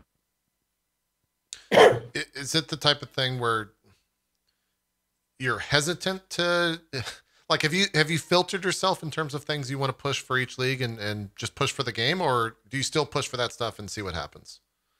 Oh, I'm the guy trying to downscope it to some extent. Like, someone will suggest something completely crazy, and I'll say, we can't do that. What we can do is the simpler version. People are like, okay, I guess so. And then it will become crazy again because people are passionate and want to make crazy stuff. Yeah. And so there's some scope creep, but that's kind of fun, right? We like doing announcements where you guys watch the announcement and go, how did they possibly pull that off? And then ideally that combined with it's not crashy on day one would be a really good delivery. Sure, that makes sense. Ziz, you had a couple questions. Also, you just announced some news yesterday as it pertains to racing. So yeah, we have a big Awakener kill coming up. For those of you who don't know, with that has over $50,000 in prices. It's like $30,000 in cash prices and over $20,000 in MTX. The MTX being something that even if you're not able to like get there first, you're able to win it just by like you have a chance. So yeah, like it with like the reception and stuff of that, is that something you guys want to do more of? And do you think we'll see more of like bigger events like this, Chris? Well, I really like the fact that it's going to be a spectacle on Twitch, right? Like, this is the hardest game mode. It's hardcore solo self-found. You've got to kill a boss that no one knows how to fight yet or how to get to, and you've got to kill it with maximum watchstones on the Atlas, which is going to make it really difficult. In an expansion that's ramped up in-game difficulty, it's going to be a bloodbath. People are going to enter that fight and get one shot. I mean, I haven't played it yet, so I'm just assuming it's going to be a mess. And that's going to be amazing, because then they've got to play a new character. Who's going to win? We have no idea, and there's a lot of money on the line. It's exactly what is going to be fun to watch on Twitch. I'm interested, like, Ziz and Mathil. First off, are you taking part in this, Mathil? I think that was a question that was posed before we started. So where are we at? Are we getting a decision now? Did he say yes? He said I don't know. No. So as soon as this is $8,000 upfront check clears in my account, then yeah, like, I'm not sure. It's something like I'd love to kind of do, but at the other end of the spectrum, it's just not practical for me. I don't think. Let me cut you off. Let's see. The audience, do you guys want Mathil to participate? Oh, that's too easy, Ziz. Yeah, that's the oldest trick in the book. Pander to the rip crowd. I mean, pandering them. I see a couple no's. My audience, for the most part, probably wouldn't want me to participate because they'd see me die once or something, and then it'd be crap content for the next few days as I'm getting back up to speed. And personally, like, I want to be able to take on the boss, and I want to learn the fight, and I want to slowly and surely beat it. Whereas if I had to do this game mode, I'd probably have to practice it elsewhere, or I'd have to watch someone else do it and learn it that way, because it's just not smart on hardcore solo self-found to walk into this new boss fight and try and learn it Right. like on the fly. That's what You'll I'm die. excited about. That's guaranteed. What's the strat there? Standard. Do you just watch Like- other people do it first, or do you go in yourself first? Well, the strat is to practice it on standard or watch some other people do it and then try and learn everything about that. Because, like, Yes, imagine that's a true. world in which Uber Elder is released and you know nothing about it, and you walk into that, you're going to die to plenty of things because you don't know anything about the fight. Yeah. Whereas the people going into this are going to practice it on standard, just like they did with Zizarian and Elder and all of that, and they're going to watch other people do it. Whereas I really just want to be me versus the game and try and figure it out as I go, which is like the entire point of the game for me personally. Ziz, how do you feel? I'm reading your face there. You've got some thoughts, but it looks like you're stopping yourself. So I think like I usually practice unless I'm the first one to get there. Then I would go in blind. Like for Uber Elder, I was not going to practice at all, and like me and Dan had like a sort of like, yeah, we won't practice. But then when Dan did it and I wasn't going to be first anyway, then I was like, okay, I'm going to practice. And Dan did it without practicing. Like he went in blind and almost died like 6-7 times. But yeah, he did it blind on hardcore. Yeah. That was trade league. But did he That's never the- watch someone else do it as No. well? Was he aware of the mechanics? No, like he had no idea about any of it except for there was the trailer video, I think. Zebra Elder was in the trailer. Not the full fight, other but than like that, aspects of it. no. Yeah. Yeah, and I remember Dan saying that he was surprised because he was expecting there to be bullet hell, I think. He watched the SC video, says Havoc. Your own team Oh, throw okay. you under the bus. Wow. Okay. Wow. Okay, so he did watch it then. Yikes. Thought he didn't. Cool. But the other thing is also, I couldn't compete with the people that are going to play 12 plus hours every single day. If I'm even going to up my schedule a lot and start playing 10 hours a day or something, I just cannot compete, especially if I die one time at any point, because then I'm just so far behind. Makes sense. Welcome, Rory, by the way. If we don't need to take a break, I guess we won't take a break. Is everyone good? Good to power I'm through? going to the back. Yeah. For a couple minutes. Leave you with Rory. Cool. All right. Sounds good. Yeah, I'll switch up the overlays here in just a sec. Mathil, I'm sorry. I'm sorry, but I'm not sorry. Okay. Just deal with it. What? Why? What happened? Nothing happened at all. You like me more that way? We'll talk about it off stream.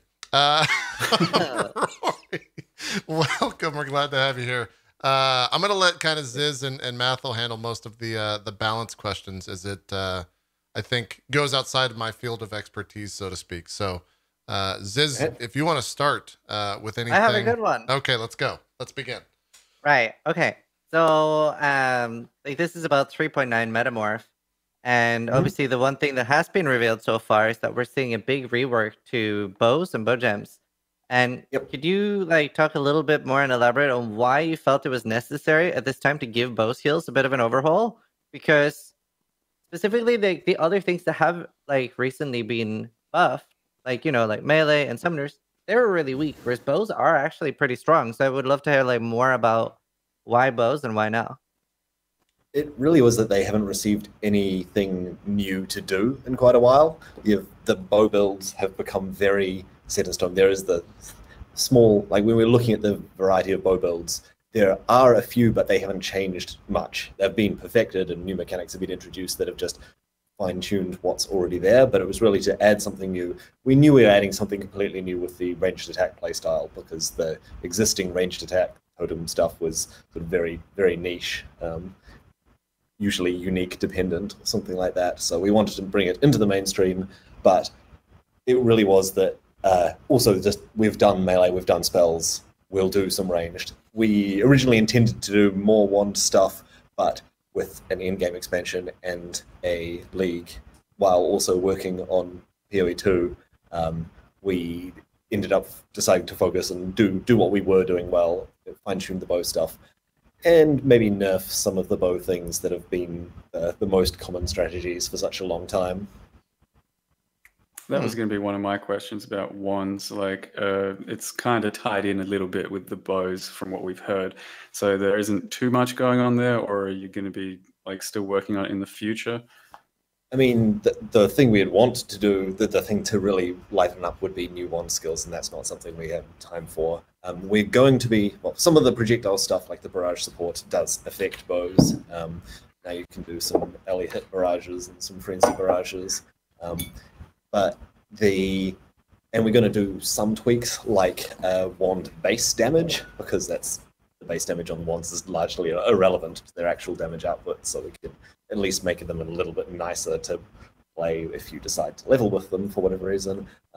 But really adding new skills is the long-term goal, and knowing that we couldn't do that well in the time we have meant that we want to do it properly and give them a real, more diverse skill set and some interesting new things, like feels like a new build, which will come later, hopefully sooner rather than later. But And you'd still like to kind of keep bows and wands separate altogether, like not really borrow too many things from the bow arsenal to put into the wand thing, because they could use plenty of the stuff that's already out there, like even utility-wise. Really, I mean, there are some bow mechanics like Mirage Archer that are the core things about bows that make them different to play, and having wands get their own version of that would be our ideal answer. We don't want to just give them Mirage Archer or give them range attack totems, well, ballista totems with their own skills, and then take it away later so they can get something of equivalent power level or equivalent mechanical complexity.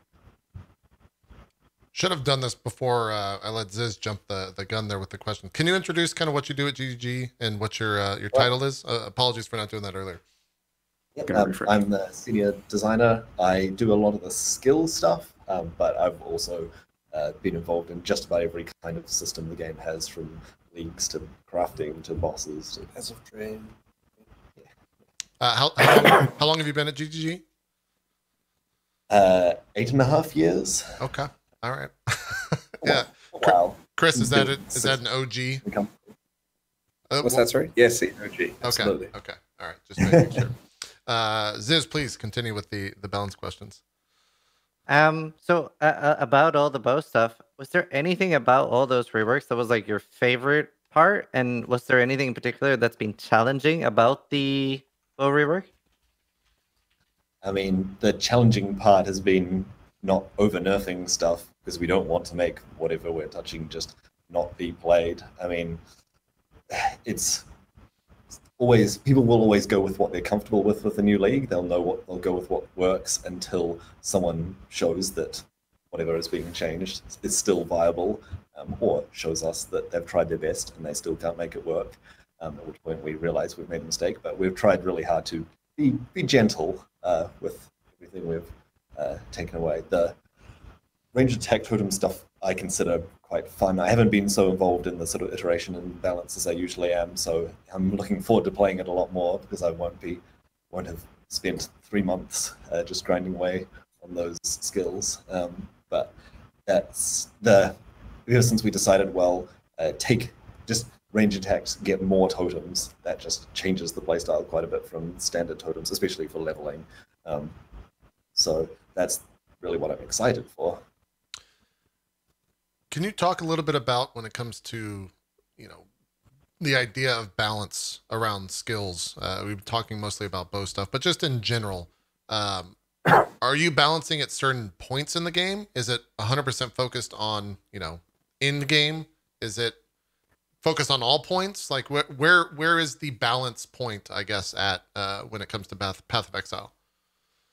There's 3 key points that we start with when we're sort of picking numbers and picking, basically the numbers of different stats we're putting on gems. We look at it when you first pick it up, and does it feel good to play? Like, that's where the feel really comes in. If we can get it feeling good, then we can just carry that over through the game.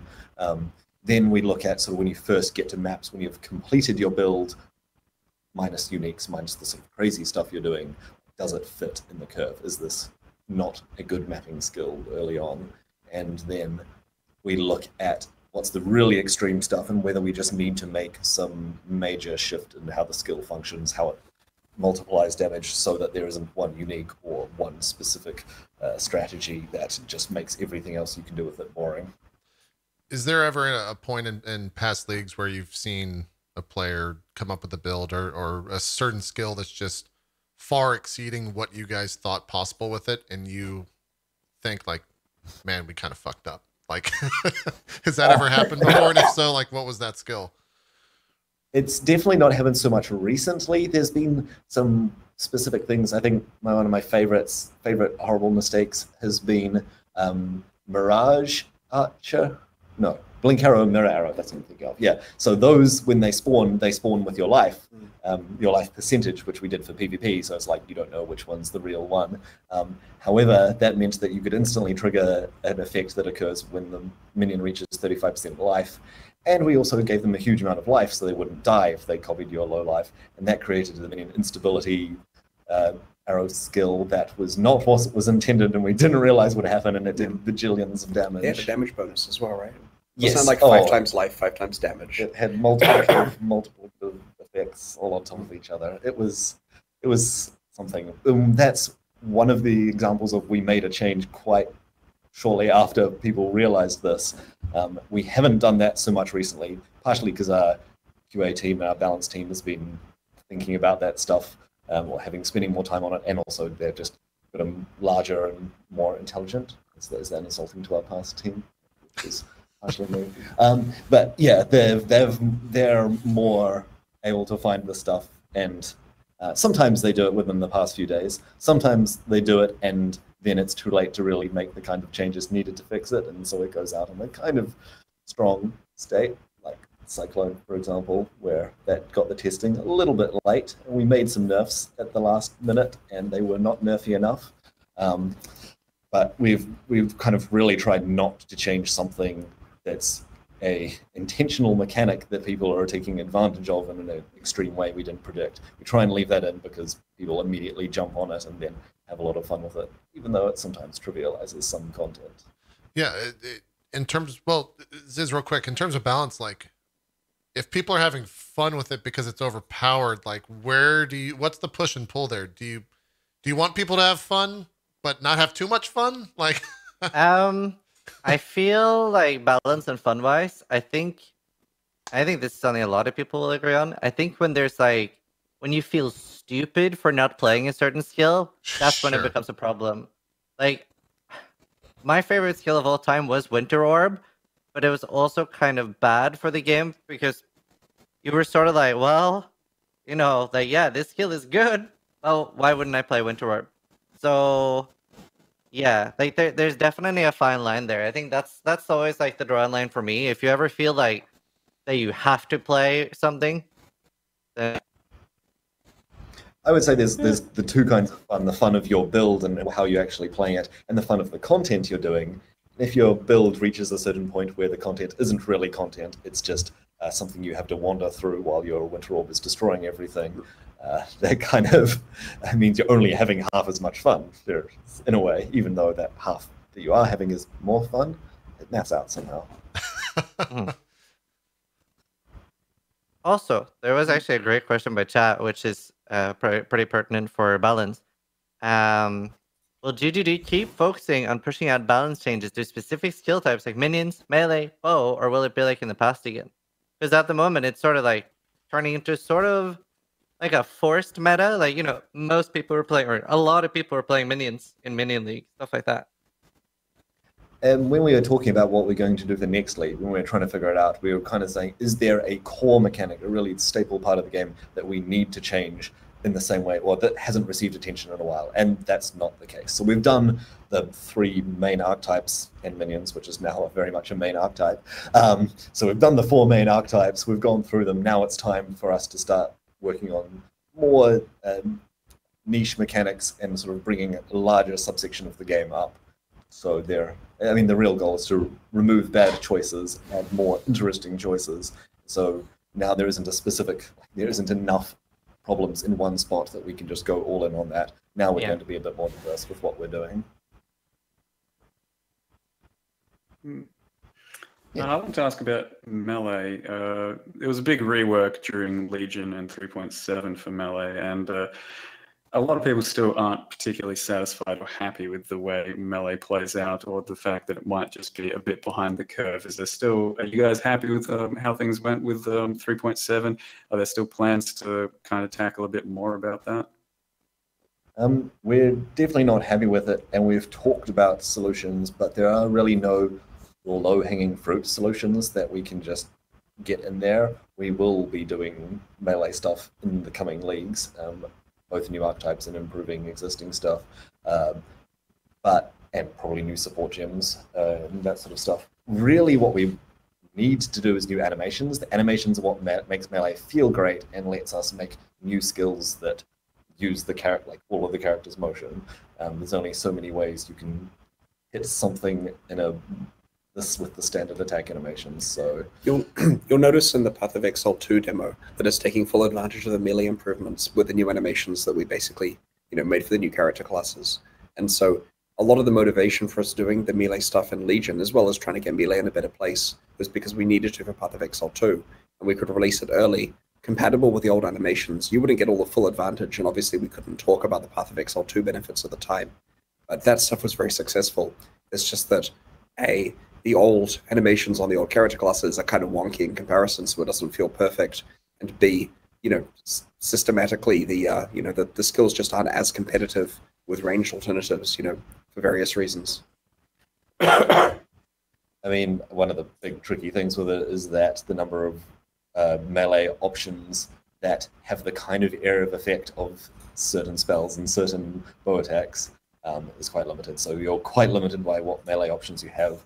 And that's the sort of thing that's tricky to balance without basically reworking the skills or adding crazy new supports that have specific restrictions to specific kinds of melee skills. So it really is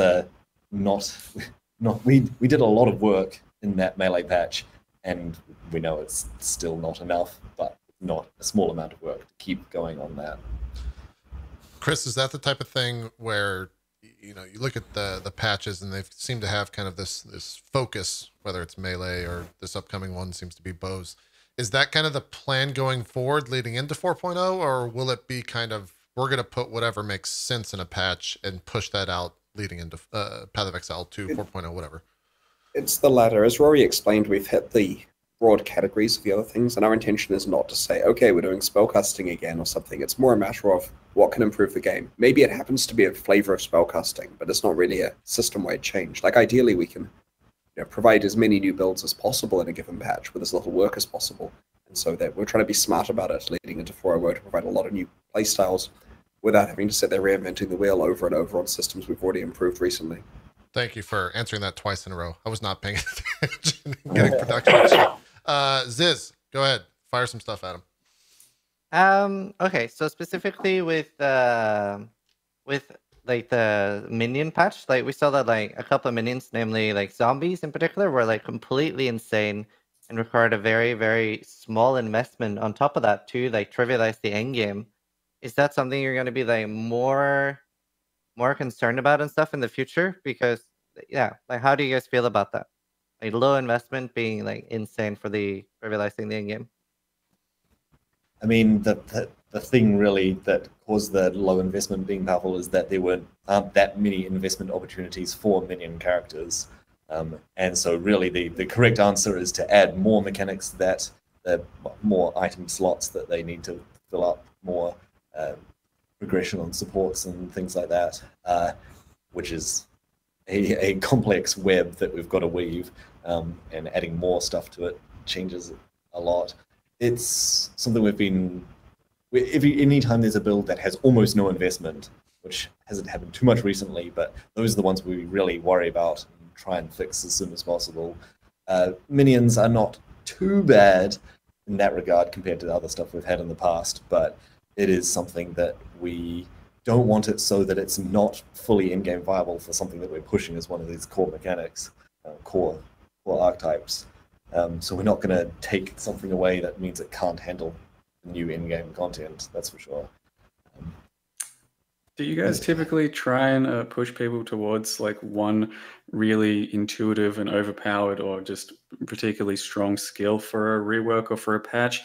Because a lot of the time I've always got like one build I can push, point people towards that are new to the game so that they can at least complete everything and just get through it, because they don't necessarily want to learn everything there is to know about the game. So we can say like Arc being very strong as an example, Cyclone, Summoners.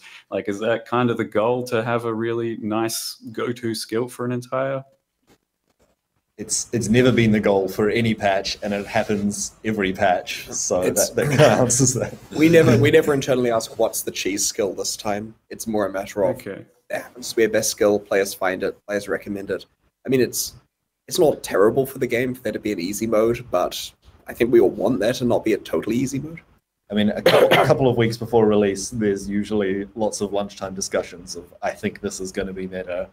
Here's my reasoning why. And sometimes last-minute number tweaks happen because of that, but there's no real consensus, and there isn't. I mean, the amount of time we're spending on developing content, we don't have that much time to play through it, the kind of full playthrough. We are QA people do it, but that's still only a handful of people compared to the kind of testing and being able to iterate on builds that you can do. Yeah. In the last game. Half of the fun of playing Path of Exile is waiting for a league launch and then finding all the broken stuff, taking advantage of it, being the guy who gets there first. In that same vein, something like a public test realm ever thought of, or is that just kind of destroy what you just said, like waiting for that league start and finding the OP stuff? We do have alpha, and we try and push stuff to alpha if it's ready in time, but there's a lot of last minute balance tweaks that are happening just to the point where sometimes we get a mountain of feedback that we then make one change to one system and it's all irrelevant. Yeah. I mean, one way of handling this is that you launch 3.9 without the league for like a week, and then you launch the league a week later. But I feel this would lobotomize our player numbers, because you get a big surge of people coming for 3.9's league launch, for the non-league launch, and then a smaller group coming back for the actual league. It's a good point. Yeah, I think the idea of a economy reset is good. Go ahead, Mathil. Sorry. How hard is it to like make a numerical change? Like, let's say you release a skill and it's just a little too strong. You'd want to tone it down by 5% or something. Is it just a real easy fix, like snap your fingers and it's done, or do you have to actually spend a lot of time making sure it's ready and things work before making the change? It's easy for us to tweak numbers, but we don't want to do it once people have seen those numbers, unless we have to. Even like showing off the gems before we release, we try and do everything in our power to make those numbers as final as possible. Even though we often make last minute tweaks. We're like, turns out one of those stats that's totally mechanic that's on the skill wasn't described. Whoops, let's just get that description. If we launched an expansion and we wanted to reduce the skill's damage by 5%, Rory could have it done in a few minutes plus time to deploy the patch. The problem is there's then days of community management work dealing with the players being very angry that we nerfed their build into the ground after they just traded for the uniques they needed for it. And I can understand why. It sucks to have something nerfed that you've just put effort into. So we try to avoid that. Yeah. It's a good thing too, because generally, like, that's actually a concern for a lot of players, especially if they're fairly new to Path of Exile. So people will come into this happens every single league. People will come into my channel and be like, "Hey, is this like I'm thinking about buying this for this build? Do you think he'll get nerfed?" And I'm like, "No, look, like unless there's something mechanically broken with the skill and it's just not supposed to work that way, it's not going to get nerfed mid league." So that's like a really nice thing to be able to tell players with like fair confidence. I think there was only like shield charge was kind of broken mechanically one time and it incidentally nerfed. Yeah, that sounds. I mean, we did it quite a bit in the past, and the backlash was predictable and constant. So we just sort of made a call one day, just let's not do that again. Yeah. Oh yeah, and the VDN channel. How often does it happen that something turns out to be meta and people around the office go like, "Really?" Cyclone, who could have predicted that? Oftentimes there's a lot of people being like, we told you so, he didn't listen. They're like, you should have. Yeah, does that get held over people's heads when they're like, "I was right, motherfuckers, I knew it all along"? I'm pretty sure like almost 100% of the people say they're right. They knew it. They knew it in the back of their head. They just forgot to mention it, maybe, or forgot to make that change. Or yeah, no, it's people have a lot of thoughts on this. There's a lot of discussion that goes into these things, especially before release, especially when there's a lot of skills that are being played with. There's always the tool. It's so hard to know the right answer when everyone's got an opinion, and we don't have time to go through all the different possible build outcomes with it to really test it. What does that look like? You know, next week patch notes are coming. What's the lead up like that, or to that for you guys? Is it looking at every single individual change? Is it tweaking the numbers to see what makes sense and going back and forth and like, you know, I did test and it's came out. What does that look like? A lot of the balance, the like main balance stuff has been done by now. There'll be some more people, like QA will be playing through the stuff. They'll just be testing the mechanics and be like, hey, is this meant to work this way with forking, or is this meant to work this way with chain, because it's doing some strange stuff. That's intentional. Once it gets to the patch notes, there's also sometimes stuff there where like, here's a commit note for this thing, but no one ever tweaked the numbers on it. The mechanic was added, but it's still sitting at 1,000% for testing purposes. So there are small changes that are happening at this point. Well, small from our point of view compared to from where that skill started, but those are the sort of last minute changes that can have big impacts on the skill, like some last minute removal of radius on Cyclone that maybe should have had a bit more radius removed from it. That sounds like Cyclone is a sore spot for you guys in terms of how much it's been brought up.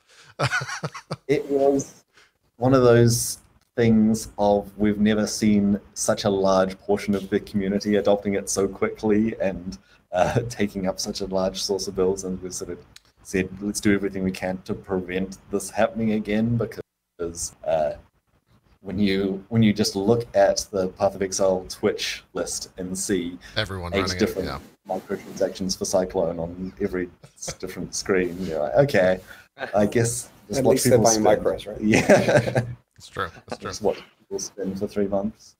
And Cyclone was one of those things where like a lot of the feedback was, it feels so much better than before. I'm like, that's great. I'm so happy that our changes to how it feels has improved it. But then maybe that feedback of it feels better was actually, it feels better because everything is dying across the entire screen, and I don't even think when I play sometimes. I'm sure. Once those patch notes are out, you guys are waiting for the league to get started on the Friday. At least I guess for us here in America, it's Saturday morning, I think, for you guys or something like that, right? Yeah. Are people just holding their breaths? Does work move along as normal? What does that look like when you hit live? It's about 80% finished. About 80% finished when we post the patch notes. We've still got 20% to go, right? Sure. Okay. So it's down to the wire then every time? Yeah. Some of the artists can usually relax because their stuff is at the start of the pipeline, but the designers and audio and stuff, they're still finding things and finishing off things, and just like we put all our time on the stuff needed for the patch notes. We've just been putting off these last minute fixes that are relatively straightforward. So there's still a lot of work. And also at that point, we start spending more time actually getting a proper playthrough in. And that's when we find the sort of small things that you don't notice unless it's in the entire, unless you're on a character that's done a full playthrough, you start seeing these weird things or stuff that appears too often and gets boring because you've seen this monster 40 times, that sort of stuff. Right. Has the advent of streaming changed anything internally in terms of like getting immediate feedback and being able to watch different players do different things at different times, or do you get data from other places?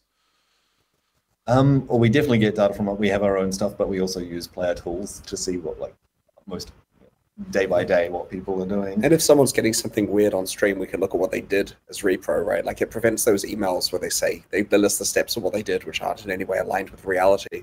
And then, we can see on the stream, well, roughly speaking, they went into this area before it crashed. Right. I don't want to hog up too much because we only have probably about 20 or 30 minutes left. So Ziz and Mathil, floor is yours. Yeah, I have a slightly more selfish question, I guess, but we always end up seeing like the really big bosses like Shaper, Uber Elder, and stuff like that. They're always like immediately added to the core game. So like Mathil was saying, you know, a lot of people are going to practice that on standard first. Have you ever thought about adding like a really big boss specifically to the league so everybody's sort of going in blind? I mean, there have been a couple of leagues that have had a really focused in-game boss. I mean, we try to have some boss content there. There were those RNG gated ones in Delve and Beastery and stuff that people Yeah. loved. I don't think there's a particular focus on making sure that happens. I mean, we want the end game to be something that is, I mean, that's what people are playing for. So when we're doing the big end game changes, I don't think we ever consider just making it a league, then making it the end game. Right. We have to make sure that expansions like Conquerors expand the game, and that means immediate access and standard. And we trust the players. Like, you don't want it spoiled, just go play and don't watch Twitch while you're playing. Or watch other people playing the league, not people playing standard. And if you really want to train for it before you play it in hardcore or whatever, then go ahead. But, you know, we trust our players to manage their own spoilers. Do you ever have skills that you release or change or tweak and they're vastly underrepresented and you think they're a lot better than they are and you're just wondering why no one's like discovered how to use it properly, or like they're just not popular enough mechanically or something and you feel that's a bit of a shame? Or I love the way it's you asking that question. well, I try my best to explore everything and like to, you know, highlight that some skills that everyone thinks sucks don't actually suck that much. Yeah. Flame Dash Totems, man, #1. It is. It's more of a. I don't think we say like, why isn't it being done? It is. It feels like a personal failure. I mean, for me, especially, skills are a very personal thing where like I've poured my heart and soul into this. People aren't playing this. What? Why? I mean, it's just how people see their own flaws. They're like, why don't people like me despite the fact that I've tried hard, as opposed to there's a mechanical flaw with this. Yeah, I should just fix that flaw. It's like is it something I said? Is it is getting MTX the reverse of that, where you're like, yes, they gave me an MTX for my skill, like hell yeah, is that a good feeling? I think that's the case. Okay, that's validation. Yeah, all right. Yeah, well, does it ever happen that you just see people misusing it? You guys spoke over. What was that, sorry? Yeah, go again, Mathil. I was saying, sorry, I was cutting you off, but I was saying, does it ever happen that you just don't see people using it properly or misusing it, and they haven't discovered the power of it? Or I would is it say just... Yeah. I see that feels like a failure of skill design, of like, this thing should be obvious how to enjoy it. There might be some quirky things you can do with it, but it should be something, every skill should be pick up and play. Yeah, maybe for in-game uniques and stuff, they can be mysterious. It's pretty important that, like, one of the core things with balancing it is how it feels when you first pick it up. If you don't know how to use it and it feels terrible when you first pick it up, then that's a problem. Makes sense. So something that I like, at least this is a bit of a joke in our stream, is and I don't know if you guys have noticed this at all, but a lot of skills mysteriously seem to get nerfed after an MTX is dropped. So I'll always say when a new MTX is released for a skill, I'm like, oh, guys, we know it's getting nerfed next league. I don't know if that's something you guys have noticed. This is because we nerf skills at the end of the league, so we're not allowed to nerf them during it, and we're late with the MTXs. So the MTXs arrive a bit after people actually use the skill. So it's more a problem of the MTXs being late than anything. It's two different teams looking at the same stats of what's popular. One sees what's popular, it's like, okay, we need micros for that. One sees it and it's like, okay, that's an issue. No one else is playing anything else. We got to nerf it. Do you guys see yourself at odds with one another in that sense then? Where, you know, the balance is trying to work with the marketing in terms of getting the money for it, but you're also trying to balance the game. The designers usually don't care about how much money the game's making. Yeah. They're just like, we're just going to make the game good. So, have I ever told you the dollars that any skill micros made? I think I've heard some of the numbers. I told Mathil earlier that he sold like 800k of Sarah Spectral throws. Yeah. I mean, if you give me a cut of some of those micros, he was saying the same thing. I'm gonna you're gonna dirty the water now, Chris. You got to stop it. You can't share those numbers. They'll just try, or maybe it'll do the other side of the coin where they'll just try to make better skills so they get more MTX, right? So there you go. I don't know. Yeah. Do you guys look at what's sold the most and then try and like do similar things or elaborate on that because it's sold so well? I mean, it's more the themes sell well, like Celestial sold so well. We just had like one Celestial effect, and people were making builds so they could use that Celestial effect. So we're like, okay, well, is this popular? We've got to make more Celestial stuff. And the same for other themes, I'd say. Sometimes there's a theme that we're like, yeah, we released this whole new theme of micros, and no one does it. I'm like, oh, well, we're never using that color again. Delete the color light green from our palette. Goodbye. Yeah, we actually found that if you go to Guild Wars 2 and you go to the auction house for the dies and look at the relative costs for the different colors, it gives you a pretty good indication of how well the micros sell in our game. That makes sense. Are the darker / black dies usually or MTX rather, are those kind of the best, or is it the Celestial type stuff? Darker is good, space is good, green Yeah. is not good. Yeah. No one buys verdant stuff. That makes Nobody sense. cares for the woods anymore. Yeah. You get some cool stuff. That makes Leather sense. wood is popular. All right. Psychedelic woods. Psychedelic woods. Okay, yeah. Yeah. People like psychedelics, I guess. That's Yeah. the takeaway. The internet, cats and drugs. That's obviously it's a winner combination, right? Does that like circuses that much either? How fast, like, you launch an MTX a day or two after the league launches? Do you guys pretty much know immediately if it's going to do well or do poorly, or do you kind of wait a little bit to judge it and see how it does? I don't think that either Rory or I look at individual microtransaction sales stats at all in our jobs. Sure. Like Okay. there are people that do, but we're busy doing our own things. Yeah, Like makes sense. honestly, the company. This is going to sound terrible for a CEO to say, but the company really doesn't care about how much money it makes. Like most people here just make the game, and I look at graphs every now and then and go talk to people about specific stuff, but I'm not looking at individual micros most of the time. A couple of that's something Bex was spending a lot of time on organizing that. And she'll talk to me about specific issues with it, but I'm not trying to dwell too much on financial metrics when making decisions for the company. It's more a matter of, is this a cool micro? Do people like it? Is it undermining our art style? Those kind of discussions. Does that make those people, when you say things like that, do you worry about the ramifications of it, or are you happy to say that because of like the amount of hearts Saying that I right don't now care in the about chat? money. Yeah. There might be some board of directors guy from Tencent somewhere on the internet watching this and saying, come on, don't say that. But otherwise, it doesn't matter, right? The important thing is a good game that lasts a long time and everyone makes money overall in the long term.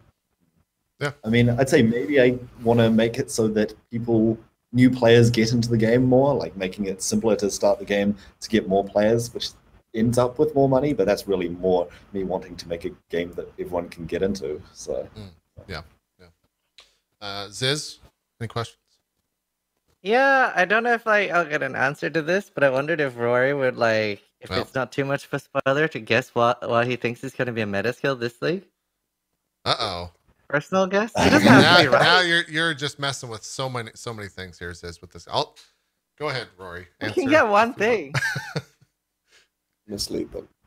well, I was gonna be honest. I was gonna say I don't think we've nerfed Tornado Shot enough, but we'll see. We'll see. I'll That's take it. smart. I'll take it. Yeah, on that point, a lot of the times you do just bring a slight nerf to something, and then it drops off by dramatic amounts of people playing. Does that seem like kind of a shame to you that it's just so much of a perception of something being nerfed makes it unplayable, regardless of what that nerf was? It's a shame. That is one of those things we feel like it wasn't warranted. It wasn't that bad. Especially if it's taking just a bit of damage off it, where usually the damage is not the thing that is holding the skill back. But it is a disappointment, but it's happened so often that we're kind of used to it now. We're like, it'll be back at some point when someone makes a build for it that shows it's still good. The timing of the nerf matters as well. Like, let's say there's an active league and a skill is 20% more damage than any other skill. And in the middle of the league, for some reason, we say, guys, we're cutting 5% damage off, ignoring the fact that there'll be a massive backlash. Now the skill is still the best skill. People probably keep playing it because their character can still clear the content. Maybe there's a bit of drop-off. But the problem occurs where you're doing it between leagues because that's the nice thing to do, so you don't ruin people's characters, and you take some damage off. And while it's still maybe one of the best skills, that combined with the fact that people have just run it for an entire league may mean they're a bit sick of using Cyclone or Tornado Shot or whatever, and they'll switch to another skill just because of variety as well. Variety plus the fact you chopped the top off the damage.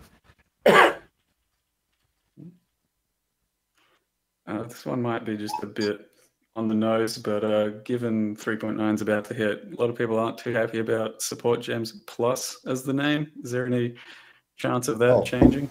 Announced that. Sure. Yeah, we've changed it.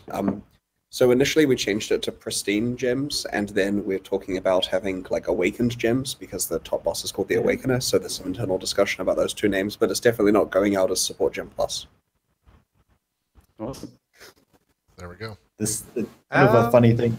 It's so often that when we're coming up with skill names, there's so much discussion and so much internal discussion about names, and then we release the skill name, and people are like, "Oh yeah, that's the name, cool." And so we kind of get used to the fact that maybe players just don't care about names. But then when we do name something in a boring way, it's like, okay, that does matter. Because Support Gem Plus references New Game Plus, which is breaking the fourth wall of games.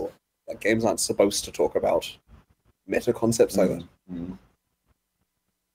That makes sense. I really wondered about one item in particular, which is incidentally my favorite item, Choir of the Storm. Do you think that's ever going to get re-looked at? Because I feel like the lightning rest to crit mechanic being like hard capped is like kind of like a boring way to fix the item. I can't really talk about specific. Not these days. I'm not that involved in specific unique balance stuff, so Okay. I can't really talk too much about that. Sorry. Hopefully someone hears it. I love that item. Can you talk a little bit about like the division of the different teams then, in terms of there are specific groups that work on uniques, you know, itemization, skills, etc. There's a lot of overlap. We have a sort of designer that does a lot of the unique process, a lot of the sort of production side of things, but when it comes to the design and the balance, that's much more like the entire design team is having sit-downs and talks about some of that. Or at least half the design team or balance people are looking at the stuff or it's getting passed around. So there's a lot of crossover. It's just there are people that are in charge of something in terms of making sure it gets ready to deploy. So I'd say, I mean, anytime that we've left something in one person's hands, the game is too complex for one person to be expected to think of every single problem it might have and go through all the potential outcomes. We just have people with different builds that they like playing as well. So this person knows minion builds well, this person knows bow builds well. Yeah. We had to get rid of the animate weapon guy though because he was causing problems. Fair enough. Well, we probably got 5 or 10 minutes left, so we'll start doing some final questions. I know Chris's voice is starting to go, so I appreciate you staying with us this long. But yeah, Ziz, Mathil, any final questions you want to ask here before we wrap up?